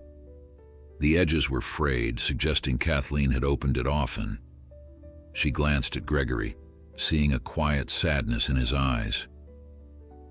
"Are you sure you're okay with me reading her personal thoughts?" she asked, voice tight. "It's so intimate." He exhaled. "I wrestled with that. But it's time. Kathleen would want you to know her heart, especially now that you've discovered you are her daughter." Blinking back tears, Amelia opened the journal to a random page. Her gaze swept a looping script that described a morning rehearsal for a small recital. Then came a few lines about money worries, about how anxious she felt trying to balance her dream and her budding relationship with a man named Gregory. Amelia's breath caught as she read that name in Kathleen's handwriting. She turned more pages, finding short musings on music, reflections on her sense of isolation. But no mention of a baby, yet. She set the journal down and picked up a smaller notebook dated months later. When she opened it, a slip of paper fluttered out. She bent to retrieve it and found a scrawled note. "I can't tell him. He's too kind, too driven, and I can't be the one who ruins everything." Amelia felt her chest constrict. While not explicit, it spoke volumes about Kathleen's mindset, an urgent fear of disappointing Gregory. Gregory leaned forward. "She wrote some of those entries before she fully trusted me. It took time for her to open up about her past. I only wish she'd opened up more." Amelia swallowed hard, leafing through the notebook until she came upon a passage marked with small doodles of musical notes.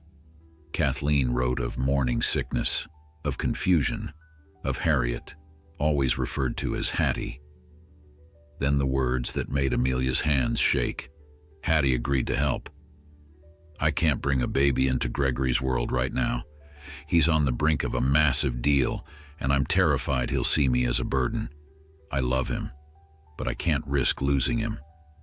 For a moment, Amelia couldn't read further, overwhelmed by the raw mix of hope and dread that bled through each sentence. Kathleen had seemed so certain that revealing her pregnancy would ruin their relationship. A surge of anger ripped through Amelia. Kathleen had chosen Gregory's ambitions over her own child's presence. Part of her wanted to fling the diaries across the room, but the sorrow in Gregory's eyes softened her. She remembered that he, too, had been deceived. She steadied herself and turned a few more pages. Finally, she reached entries referencing an appointment with Harriet at a remote address. The text was fragmented but hinted at some plan to have Harriet claim the baby. A tear slipped down Amelia's cheek as she realized how carefully Kathleen had orchestrated everything, from leaving the city for a short while to ensuring no trace tied the child to Gregory. Kathleen had carried a secret, forging a story that Margaret Brooks was Amelia's mother instead of her. Gregory cleared his throat. "I can leave you alone if you want to read more. This can't be easy." Amelia brushed away her tears, shaking her head. "Stay, please. I might need to ask questions." He offered her a faint nod, and she continued, feeling like each page cut a new wound into her heart. She read of Kathleen's exhaustion, her uncertainty about Harriet's home situation, her shame at not standing beside her own child. In one especially raw entry, Kathleen wrote, Some nights I dream about the life we could share if only I dared to be honest. But I look at Gregory's empire, his responsibilities, and I lose my courage. He deserves a partner, not a complication. Setting the notebook aside, Amelia realized she had begun to tremble. She wrapped her arms around her torso, struggling to reconcile the mother she longed to admire with the woman who had orchestrated such a painful arrangement. "She was so afraid," Amelia said at last, lifting her gaze to Gregory. "Afraid you'd reject her, afraid of your high-powered world, afraid she wasn't good enough, but you never had a chance to choose otherwise." Gregory's voice grew husky with emotion. "I would have chosen her, and you, without hesitation. Kathleen saw me as a man consumed by ambition, but in truth I always imagined building a family together. I just never pressed the issue. I wanted her to feel free." His admission struck Amelia, stirring a grief for the life both had lost. She reached for the next journal, but as she did, Gregory placed a steady hand atop hers. "Wait," he murmured. "There's something else we need to discuss. The timing of these entries suggests she was already pregnant when we began seeing each other seriously. She never told me outright, but Harriet implied that you might be my father," Amelia finished, voice faint. The question that had hovered all along now trembled on her tongue. "Is that what you're saying?" Gregory swallowed, meeting her wide eyes. "Yes, it's possible. More than possible."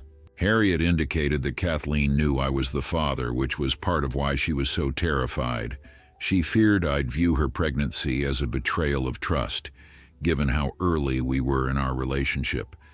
That's why Harriet took you in, under the false name. It wasn't just to protect me from scandal, it was to hide you from me entirely. Amelia's mind reeled. She pictured the moment Gregory had first heard her sing, the way he'd recognized something in her features. Now it all came crashing down in a swirl of disbelief and longing. "So the reason you recognized your own eyes in me," she began, tears threatening anew, "it's because they really are your eyes?" Gregory closed his eyes, voice thick. "I believe so," and Harriet essentially confirmed it. She'd never admitted outright, but after pressing her, "I'm convinced. Amelia, I'm not only the husband of your late mother, I'm your father." A stunned silence filled the penthouse. Amelia's breathing grew ragged as her pulse thundered. The diaries, Kathleen's voice on those recordings, Harriet's elaborate lies, all of it converged into a single point. Gregory wasn't just some well-meaning benefactor. He was the father she had never known. She shot to her feet, nearly knocking a journal off the table. "This is insane," she said, pacing in front of the windows. "You're my father. All this time, I was searching for a mother who didn't exist, living under a sham identity, and it turns out the man who's been helping me is my dad?" Gregory stood as well, cautious. "I know. It's too much to process at once. If I had realized earlier..." Amelia spun on him, anger and heartbreak lacing her voice. Don't say you're sorry again. It won't fix anything. How could Kathleen do that to us? How could Harriet stand by and watch me struggle when you could have given me everything?" His face twisted with regret. "I wish I had an answer. I only know Kathleen must have been terrified of altering my path or yours. She must have believed a stable lie was better than a fragile truth. Harriet, for her part, claimed she was just following Kathleen's wishes." Amelia could barely hear him over the roaring in her ears. For so long she had held a secret ache for the father she never met. She'd pictured an unknown man out there, disinterested or distant. Now that man was right in front of her, looking at her with tears in his eyes. She wanted to hug him, to scream at him, to ask him 1,000 questions. Instead, she just stood there trembling. At last, she found her voice. "If you are my father, then what? Do we pretend everything's fine, and that we have some normal relationship now? I've been lied to my whole life. I, I don't know how to be a daughter, and I don't know how to see you as anything other than the stranger who discovered me on a stage." Gregory's voice shook. "I don't expect immediate closeness, but I want to be here for you. In whatever way you'll let me, I can't erase the past. I can only offer you a place in my life now."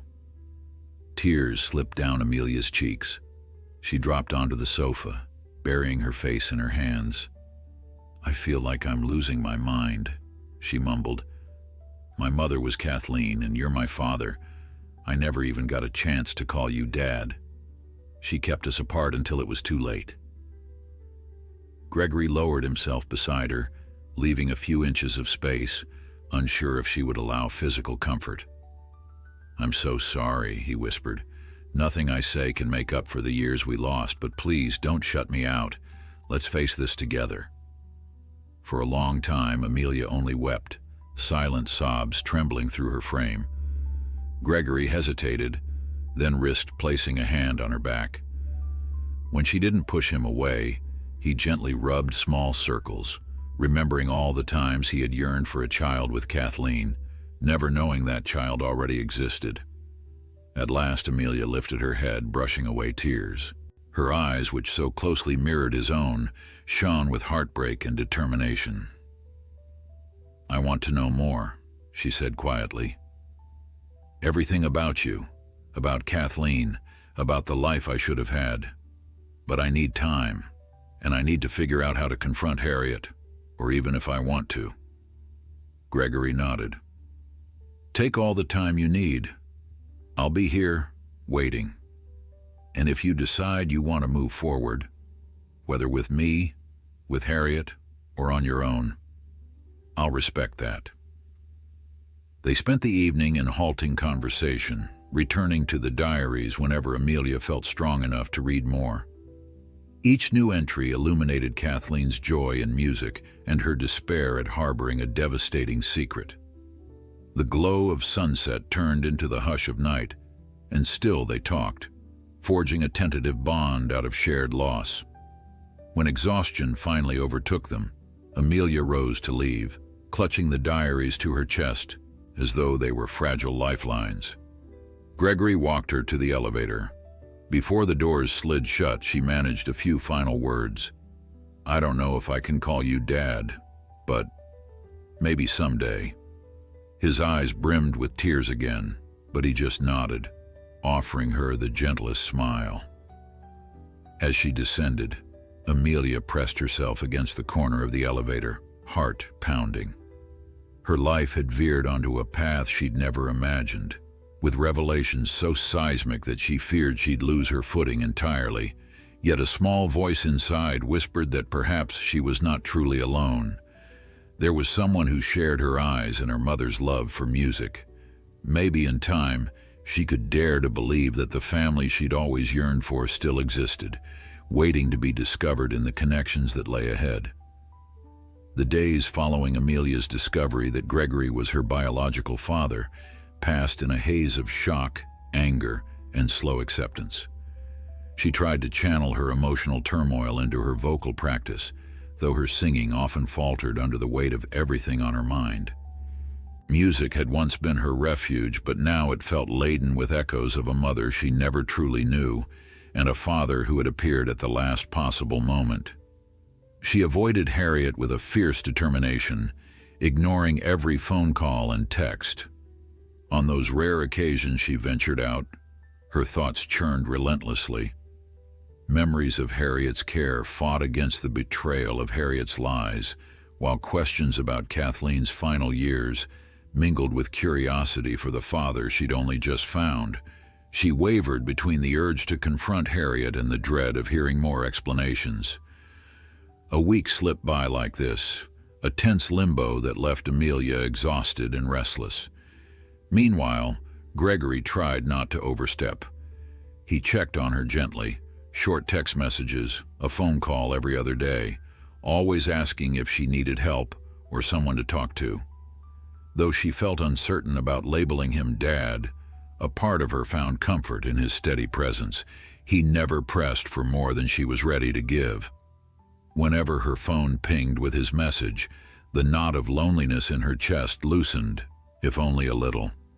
One morning, she finally mustered the courage to answer Harriet's call. After a few rings, she heard Harriet's trembling voice. "Amelia. Oh, thank God. Are you all right?" Amelia's heart pounded, anger surging anew. "No, I'm not all right," she said. "I found out everything. About Kathleen. About how you and she lied. You let me grow up believing some fake story. Do you have any idea how that feels?"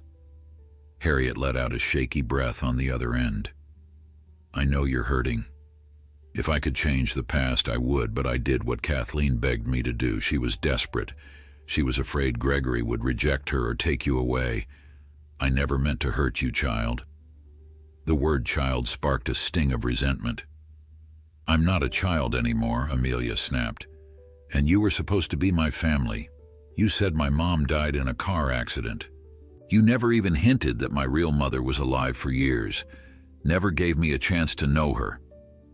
How could you?" Harriet's voice cracked. "I was trying to protect Kathleen's wishes. She was convinced Gregory's life was too busy for a child. Yes, it was wrong. It was so wrong, but after Kathleen died, I worried he wouldn't accept you. I was scared you'd get lost in his world, or that he'd resent you for being a secret." Silence stretched between them, thick with unspoken hurt. Amelia's lips trembled.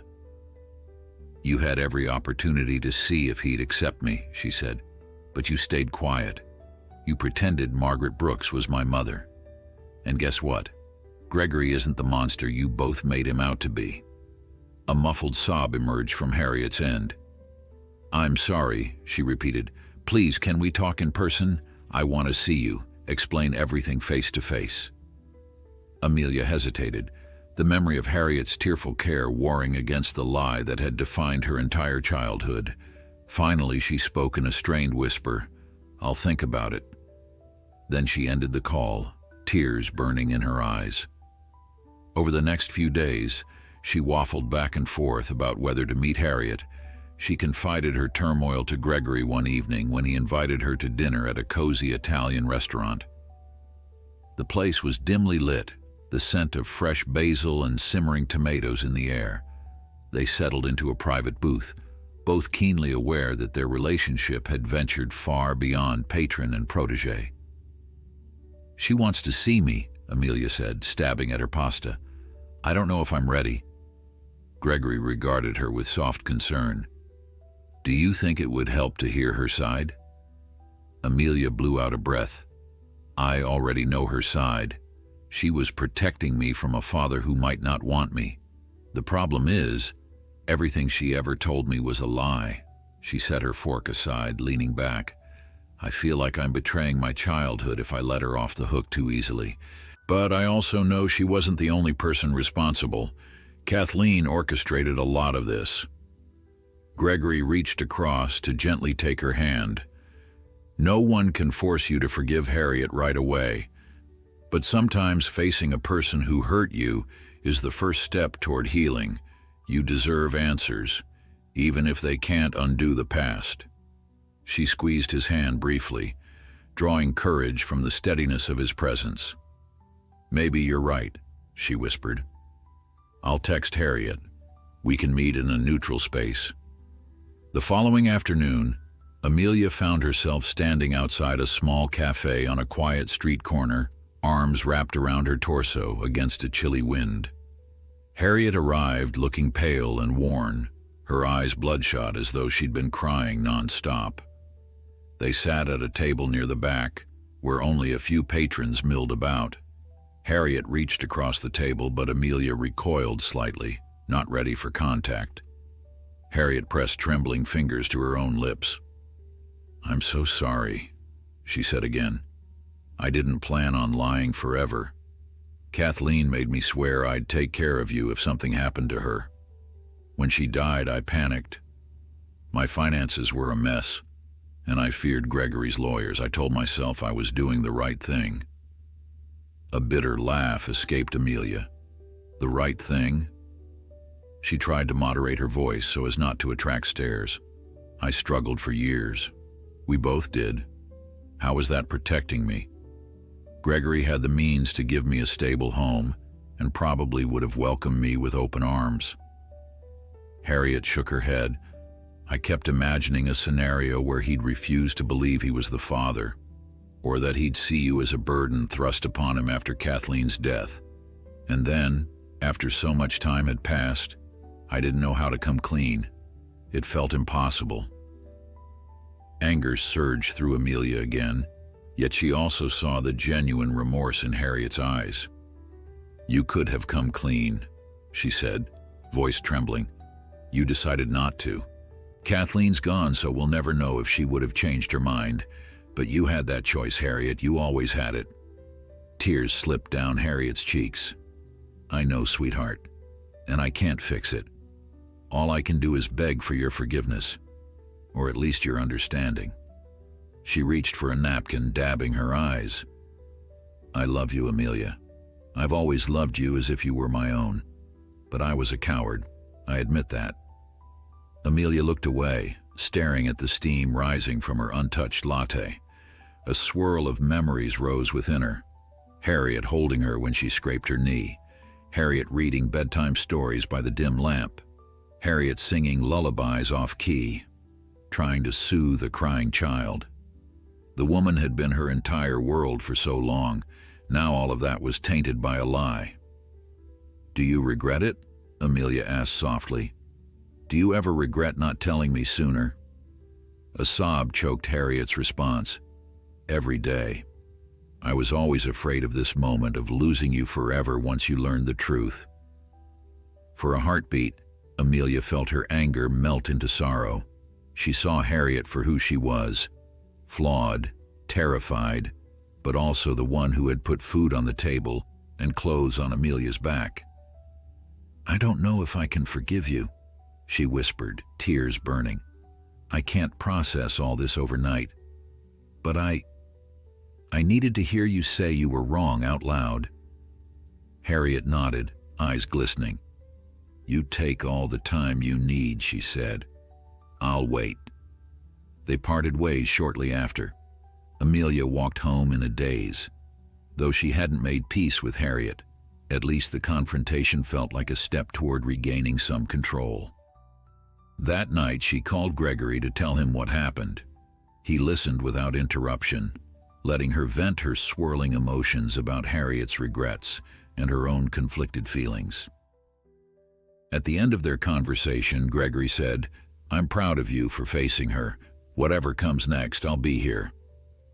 In the ensuing weeks, life found a fragile rhythm. Amelia focused on an upcoming vocal audition that Gregory had helped her arrange, an audition that might open doors to a prestigious youth program. She poured her heartbreak into her singing, discovering new depths of expression she never knew she possessed. Each time she rehearsed, she felt a flicker of Kathleen's spirit in the music, as though her mother's voice guided her from beyond. Gregory, meanwhile, stood at her side in whatever capacity she allowed, picking her up after late-night sessions, ensuring she ate a decent meal, and quietly paying for top-notch coaching. He never pushed her to call him Dad, nor did he claim paternal authority. Instead, he seemed content to be the anchor she needed, letting her set the pace of their relationship. To Amelia's surprise, the strangest part wasn't discovering that Gregory was her father. It was adapting to the sudden security his presence offered. She had grown up bracing herself for the next unpaid bill, the next move to a cheaper apartment. Now, if she had a crisis, Gregory was a phone call away, ready to help. That safety felt precarious, a glimmer of what might have been had Kathleen dared to be honest. On a quiet Sunday afternoon, Gregory invited Amelia to his penthouse again. This time he'd set up a small table with a few photo albums, a homemade lunch, and a recording of Kathleen singing at one of her best performances. As they listened to the recording, Amelia closed her eyes, letting the sound wash over her. She imagined Kathleen's face, the shape of her lips as she formed each note. When the song ended, Tears streamed down Amelia's cheeks, but they were tears of longing rather than fury. Gregory placed a gentle hand on her shoulder. "I've asked myself every day what might have happened if Kathleen had told me about you from the start," he said. "I keep thinking about how different things could have been, but we can't change the past. All we can do is shape the future." Amelia opened one of the photo albums and saw pictures of Gregory and Kathleen beaming at each other in an elegant concert hall. They looked happy. "Do you think she ever planned to tell you eventually?" she asked, voice barely above a whisper. He drew in a breath. "Deep down, I believe she did. There were moments, especially toward the end, when she seemed on the verge of a confession. Maybe she just ran out of time." The mention of time made Amelia's heart ache. All those years, slipping away without her mother's embrace. She brushed her fingers over a photograph of Kathleen leaning against a piano, face flushed with triumph. If fate had been kinder, that woman would have raised Amelia openly, taught her to navigate the music world. Instead, fear had silenced them both. When Amelia lifted her eyes, she found Gregory gazing at her with an expression that mingled love and remorse. She reached for his hand, lacing her fingers through his in a tentative gesture of acceptance. "I'm still mad at her," she admitted. "Maybe I always will be. But sometimes I listen to her voice, and it feels like she's right here, telling me I can be better than my anger." Gregory's grip on her hand tightened. "That's what she'd want for you," he said softly. "She was never one to dwell on regrets. She always believed in moving forward." Outside, the afternoon sun sank lower, painting the sky in warm hues that spilled into the penthouse. They talked for hours, sifting through Kathleen's diaries again, recalling funny stories, analyzing lyrics Kathleen had scribbled on stray sheets of staff paper. Slowly, a new bond took shape, forged from honesty and the shared desire to honor Kathleen's memory. By the time Amelia left that evening, she felt calmer, her heart steadier. She hugged Gregory goodbye at the door, a quick, shy embrace that caught both of them by surprise. In the elevator ride down, she closed her eyes and inhaled. This man, her father, was genuine in his care, and she found herself grateful that circumstances had finally brought them together. That night, she slept without nightmares, her body relaxing into the knowledge that she wasn't alone anymore. Though the future still felt uncertain, she sensed a path forming beneath her feet. Harriet's remorse might or might not be enough for forgiveness. Kathleen's absence remained a wound no one could mend. But at least Amelia no longer stood in the dark, believing she had no real roots. She understood her mother's story now, and she had found her father. From here on, they would learn how to be a family, one day at a time. The crisp morning air in Midtown carried a sense of expectancy that mirrored Amelia's own anxious anticipation. Her big audition loomed just a few hours away. She stood outside the grand recital hall, clutching her worn music folder, trying to steady the tremor in her hands. Despite her nerves, a current of excitement coursed through her. She had spent weeks pouring her grief, anger, and newfound hope into her voice. Now she would stand before a panel of adjudicators to prove she deserved a place in the prestigious youth program, a program that might grant her professional training and a path to the kind of stage Kathleen once graced. Gregory arrived soon after, greeting her with a tentative smile. He wore a tailored suit, but he'd undone the top button of his collar, a gesture she'd come to read as an attempt to relax around her. She managed a grateful nod. Though her relationship with him was still raw, she took comfort in his presence. His steady support reminded her that she wasn't battling the world alone anymore. "Ready?" he asked, voice hushed so as not to unsettle her fragile composure. She drew a deep breath. "As ready as I can be." They entered the building, navigating corridors echoing with arpeggios from other hopeful singers and instrumentalists. At the sign-in desk, Amelia gave her name and received a number pinned to her blouse. Gregory waited in the hallway as she joined a small group of equally nervous performers. The hum of scattered conversation and the shuffle of sheet music mixed with the tension that only deepened as each auditionee emerged with a mix of relief and apprehension. When Amelia's turn arrived, she stepped into the audition room. A trio of judges sat behind a long table, their expressions neutral. She glanced at the accompanist, nodded, and positioned herself at center stage. Her heart slammed against her chest, but she envisioned Kathleen's face, the mother she had never known, yet whose gift had led Amelia here. Closing her eyes for a moment, she felt that familiar swirl of emotion rising in her throat. When she opened them, she began to sing. Her chosen piece was an aria known for its emotional depth. She'd rehearsed it countless times, refining breath control and phrasing under her coach's guidance. Yet in this moment, it transcended mere technique. She drew upon the sorrow of her childhood deceptions, the anger at lost years, and the fragile tenderness she was discovering in her bond with Gregory. Each note shimmered with vulnerability and strength, weaving a tapestry of sound that made the judges' gazes sharpen with interest. By the final measure, a trembling hush blanketed the room. Amelia lowered her arms, heart pounding, uncertain if the tears in her eyes stemmed from the aria's longing or her own. One judge broke the silence with a single nod, thanking her. She left the audition space, legs unsteady, barely registering the hallway until she spotted Gregory waiting. "How do you feel?" he asked quietly. She shook her head, trying to form coherent thoughts. "I gave it everything," she managed.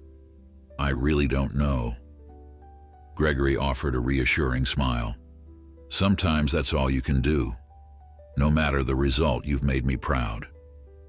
His words lodged in her heart with unexpected warmth. There was a time she would have brushed off such praise, too guarded to let it in. Now, she simply nodded, grateful. They spent an hour together at a cafe down the street, sipping tea as Amelia's nerves gradually settled.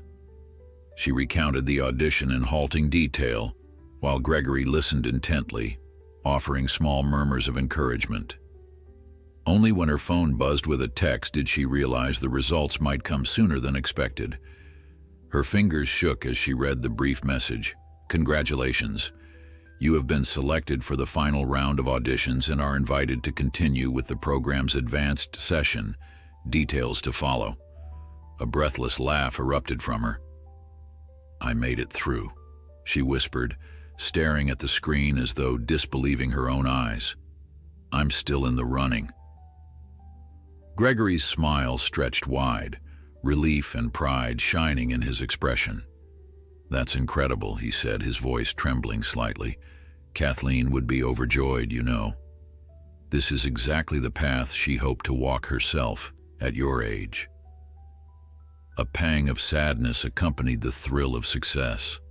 Amelia remembered the diaries describing Kathleen's early struggles, and for a moment she longed to tell her mother about this small triumph. She placed the phone down, blinking back tears. "Thank you for being here," she said softly.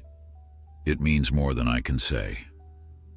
He reached across the small table, clasping her hand. "I wouldn't miss it for the world."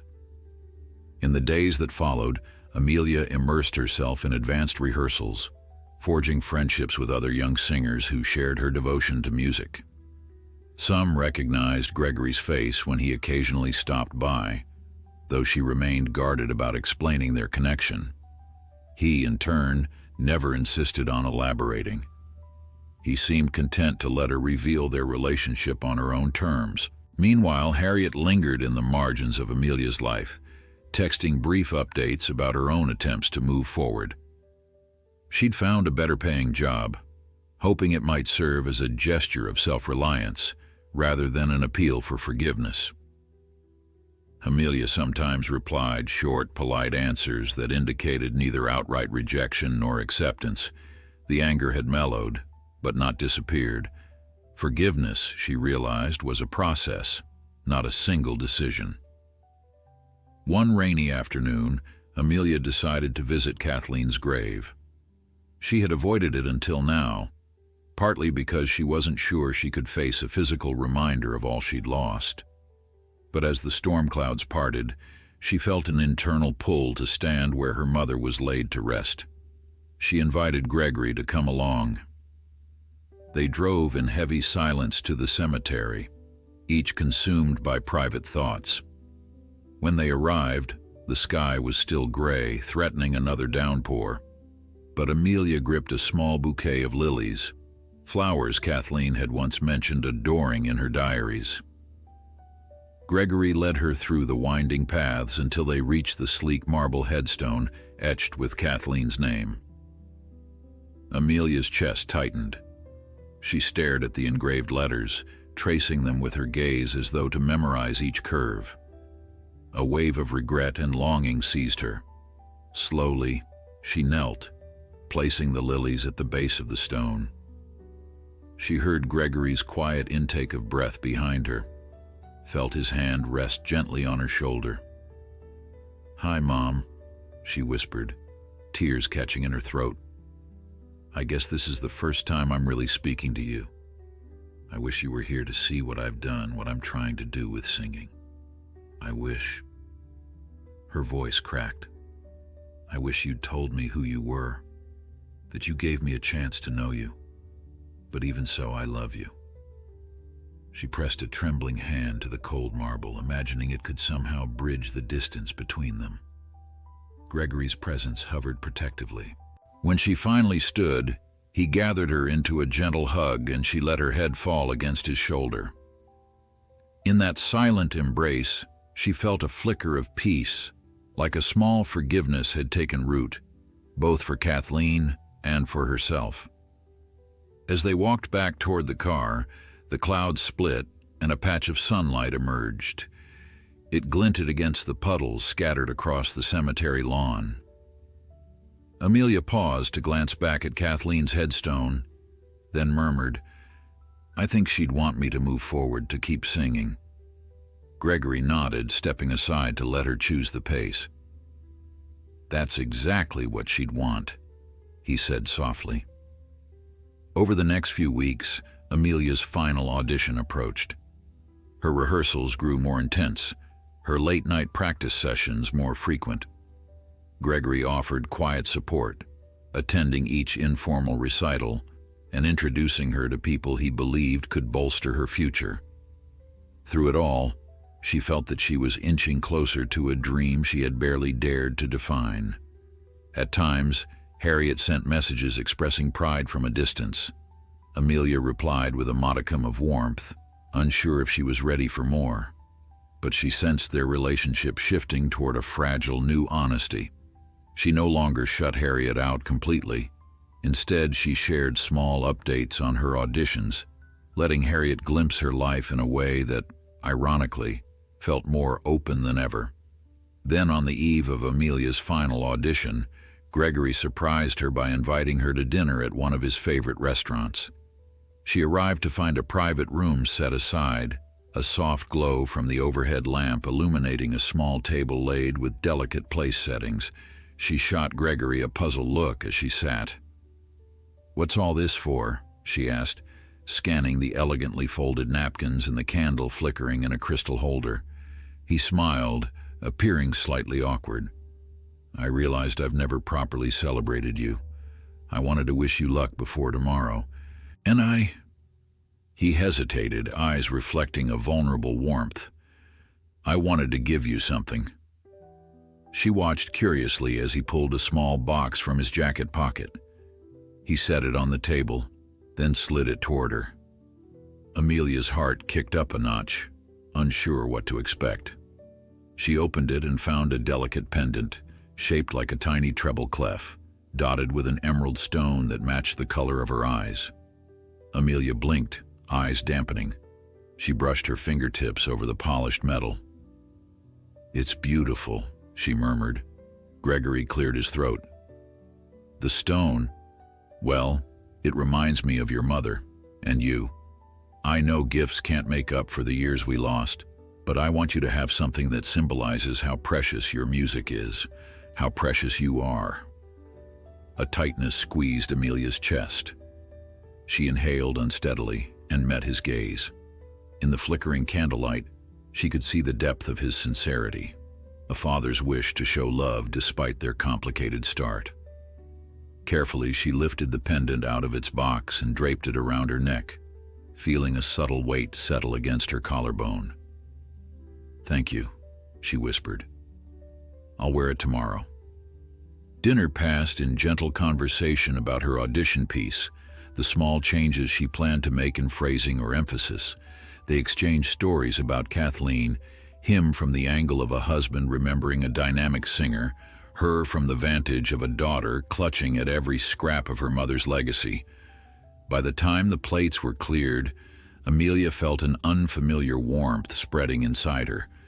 Despite everything, she had a father who believed in her and a voice inherited from a mother who had never stopped loving music, even if fear had shattered their chance at a shared life. When Gregory walked her to a waiting car, she gave him a soft hug, feeling the treble clef pendant press lightly against her skin. "Tomorrow, no matter what happens," she said, "I want to thank you for showing me I'm not alone." His eyes glistened with quiet gratitude. "We're in this together," he promised, "always." The car door closed behind her, and Amelia sank into the seat, hugging her music folder tight. Staring out at the city lights, she touched the pendant. Tomorrow, she would step onto that stage for the final audition, carrying not just her own determination, but Kathleen's memory and Gregory's steadfast support. For the first time in her life, she felt more than a fragile hope. She felt a surge of conviction that music could heal the fractures of the past, forging a future in which she was no longer defined by secrets. The morning of Amelia's final audition arrived with a hush that settled over the city's bustling streets, as if all the noise had ebbed just long enough for her to center herself. She woke early, stepping onto the small balcony of her studio apartment, where a gentle breeze carried the promise of a new beginning. Dressed in a simple black dress, she clutched the treble clef pendant Gregory had given her. Pressing it against her heart, she closed her eyes and whispered a silent wish. For Kathleen, for Harriet, and for the father she had only just begun to know. Then she gathered her music folder, inhaled slowly, and headed out into the brightening day. At the recital hall, she checked in, found her assigned practice room, and began warming up. Scales rose and fell, echoing back to her with enough clarity to make her realize how far she had come. In those resonant notes, she sensed the fragments of her past merging. Kathleen's diaries, Harriet's tears, Gregory's unwavering reassurance. The combined weight of their stories threatened to unsteady her, but she pushed through by focusing on the music. She had chosen a piece that wove classical purity with a modern flair, something to reflect the duality of her own experiences. Each line demanded nuance, each crescendo required the depth of emotion she had discovered in her mother's recordings. Before she could get lost in her thoughts, there came a knock at the door. Expecting one of the stagehands, she turned and froze at the sight of Harriet standing in the doorway, twisting her hands nervously. Amelia's initial instinct was to bristle, but she noticed Harriet's eyes were damp, her shoulders hunched in contrition. "I'm sorry," Harriet said in a trembling voice. "I know you didn't invite me, but I had to come. I wanted to wish you luck, and I wanted you to know I believe in you. I always have." Amelia's chest constricted. She set down her folder, her voice quiet. "I appreciate it," she managed, not fully trusting her composure. She thought of how Harriet had once bandaged her scraped knees, how she'd rummaged for coins to send Amelia to a local choir competition. The sting of betrayal remained, but so did the memory of Harriet's care. "You can watch if you want," Amelia finally said, uncertainty lacing her tone. Harriet nodded, tears threatening. She stepped back into the corridor, giving Amelia her space. When her turn arrived, Amelia proceeded to the stage. The large auditorium stretched out before her, rows of seats bathed in soft lights. She caught sight of Gregory in the front, Harriet farther to the side, each wearing an anxious expression. The judges, four this time, waited near the footlights. Taking position at the microphone, she closed her eyes momentarily, recalling all she had learned from her mother's story. The bravery to sing despite fear, the heartache that could be poured into melody. Then she began. A delicate piano introduction swelled around her. She let her voice enter in a near whisper, each note shimmering like a fragile promise. Gradually, she shaped the melody into something raw and powerful, the emotions surging up from the depths of everything she had endured. She remembered the first time she had listened to Kathleen's CD in her cramped apartment, tears streaming as she recognized the timbre that was her birthright. Now standing here, she felt almost as if Kathleen sang with her, guiding her toward those breathtaking high notes. Every breath drew from her heartbreak, yet transformed it into strength. She clung to the memory of reading Kathleen's diaries, the confessions scrawled in feverish script about guilt and lost chances. Instead of crumbling under the weight of that sorrow, Amelia used it to color each phrase with shimmering vibrato. By the time she soared into the final crescendo, a deep hush gripped the room and she poured every last shred of feeling into that closing note. When silence replaced the final chord, it was more than the customary pause before applause. It felt almost sacred, as though the entire hall had forgotten to breathe. Then the judges exchanged glances and jotted notes, while the audience in attendance, small but significant, erupted in quiet, awed clapping. Amelia's heart pounded wildly as she offered a slight bow, the pendant at her throat catching the light. She dared not search for Gregory's reaction, fearing she might burst into tears if she saw his expression. Exiting the stage, Amelia navigated the backstage labyrinth, nerves crashing over her in waves now that the performance was done. A few minutes later, Gregory appeared. He didn't speak. He merely wrapped her in a gentle embrace, his eyes brimming with relief and pride. She stiffened at first, overwhelmed, then let her guard drop, hugging him back. They were soon joined by Harriet, who kept a respectful distance, seeming unsure of her place. At last, Amelia glanced in her direction, eyes watery with conflicting emotions. She let Harriet approach, noticing tears streaking her cheeks. Harriet placed a trembling hand on Amelia's shoulder, whispering, "You were brilliant." Amelia swallowed hard. A flicker of acceptance passed through her. "Thank you," she whispered, the single phrase acknowledging both Harriet's compliment and the complicated space they occupied. Then the stage manager politely asked them to clear the area so the next performer could begin. Gregory suggested they wait in the lobby until the judges made their decision. Harriet hesitated, but Amelia gave a small nod, letting her know it was all right to remain. They walked in silence, each mindful that the next words spoken might either mend or strain their fragile connections.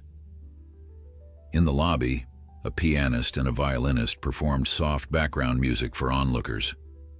Amelia found an unoccupied corner, hoping to calm the thunder in her mind. Gregory hovered protectively, while Harriet stood nearby, shoulders bowed. The hush was finally broken by the arrival of one of the program's coordinators, a slim woman in a charcoal blazer. She carried a clipboard pressed to her chest. "Amelia Brooks?" she asked, scanning the group. Amelia stepped forward, dread and hope battling in her stomach. The woman offered a professional smile. "Congratulations," she said. "The judges were extremely impressed with your performance. You've been accepted into our advanced division. We'll provide a full scholarship and a living stipend so you can focus on your training." Amelia's breath caught, tears swelling as her vision blurred. She managed a choked thank you, and the coordinator handed over an information packet, adding that orientation would begin next week. Amelia's stunned gaze darted to Gregory, who wore a look of unguarded joy. Harriet clasped her hands, relief shining in her eyes. "I thank you," Amelia repeated, voice tremulous. The coordinator nodded, offered a final congratulation, then disappeared into the bustle of staff. In the momentary stillness, Amelia felt every muscle in her body quiver. She had done it. All the heartbreak, confusion, and longing had led her here. To a door opened by her own talent and resilience, Gregory reached for her hand, his own trembling with pride. "I always knew you could do this," he murmured. Kathleen would be bursting with joy. Harriet stepped closer, her face set in a mixture of awe and sorrow, as though she realized how many years of support Amelia had missed from both parents. Amelia met Harriet's gaze, trying to keep her emotions steady. A swirl of memories assaulted Amelia's mind, nights of Harriet's lullabies, the abrupt revelation of Kathleen's identity, and the diaries that exposed more secrets than any child should bear. Though her trust in Harriet might never be the same, she recognized that Harriet was also a part of her story, a person who had tried, however flawedly, to protect her. Slowly, Amelia reached out, giving Harriet's hand a brief squeeze. Harriet let out a shuddering breath, tears slipping free. As the building's lights dimmed, signifying the auditions were concluding, Gregory offered to take them both out for a celebratory meal. They exchanged uncertain glances. Harriet cleared her throat. "Only if Amelia's comfortable," she said softly. Amelia paused, remembering the resentment still lodged inside her. Yet she also felt a shifting inside, a small willingness to share this moment with both of them, the two people whose actions, however misguided, had shaped her life. She inhaled, then nodded. They found a quiet restaurant just a few blocks away, a modest place with simple decor. The hostess guided them to a round table near a window overlooking a narrow side street. Rain had begun to fall outside, tapping softly against the glass. Amelia took a seat between Harriet and Gregory, the closeness sending a flutter of nerves through her. Yet the tension slowly gave way to tentative conversation about the program's schedule, the curriculum, and the performance opportunities it might bring. As the meal progressed, Harriet spoke of memories from Amelia's childhood, stories Amelia had forgotten or never known. She recounted how, even as a toddler, Amelia hummed tunes in her crib and once tried to harmonize with an ice cream truck jingle. Gregory, in turn, reminisced about Kathleen's early gigs, how she believed wholeheartedly in the power of a single, well-sung phrase. Each recollection felt like a stitch in the tapestry they were weaving, a scattered family forging a new shape from the fragments left behind. When the plates were cleared and the check arrived, Amelia excused herself to step outside for fresh air. The drizzle had become steady rainfall. She stood beneath the restaurant's awning, closing her eyes to the gentle hiss of water on pavement. A rustle of motion told her Gregory had followed. He placed a protective arm around her shoulder, shielding her from the wind-blown droplets. They watched the puddles forming on the street, each lost in thought.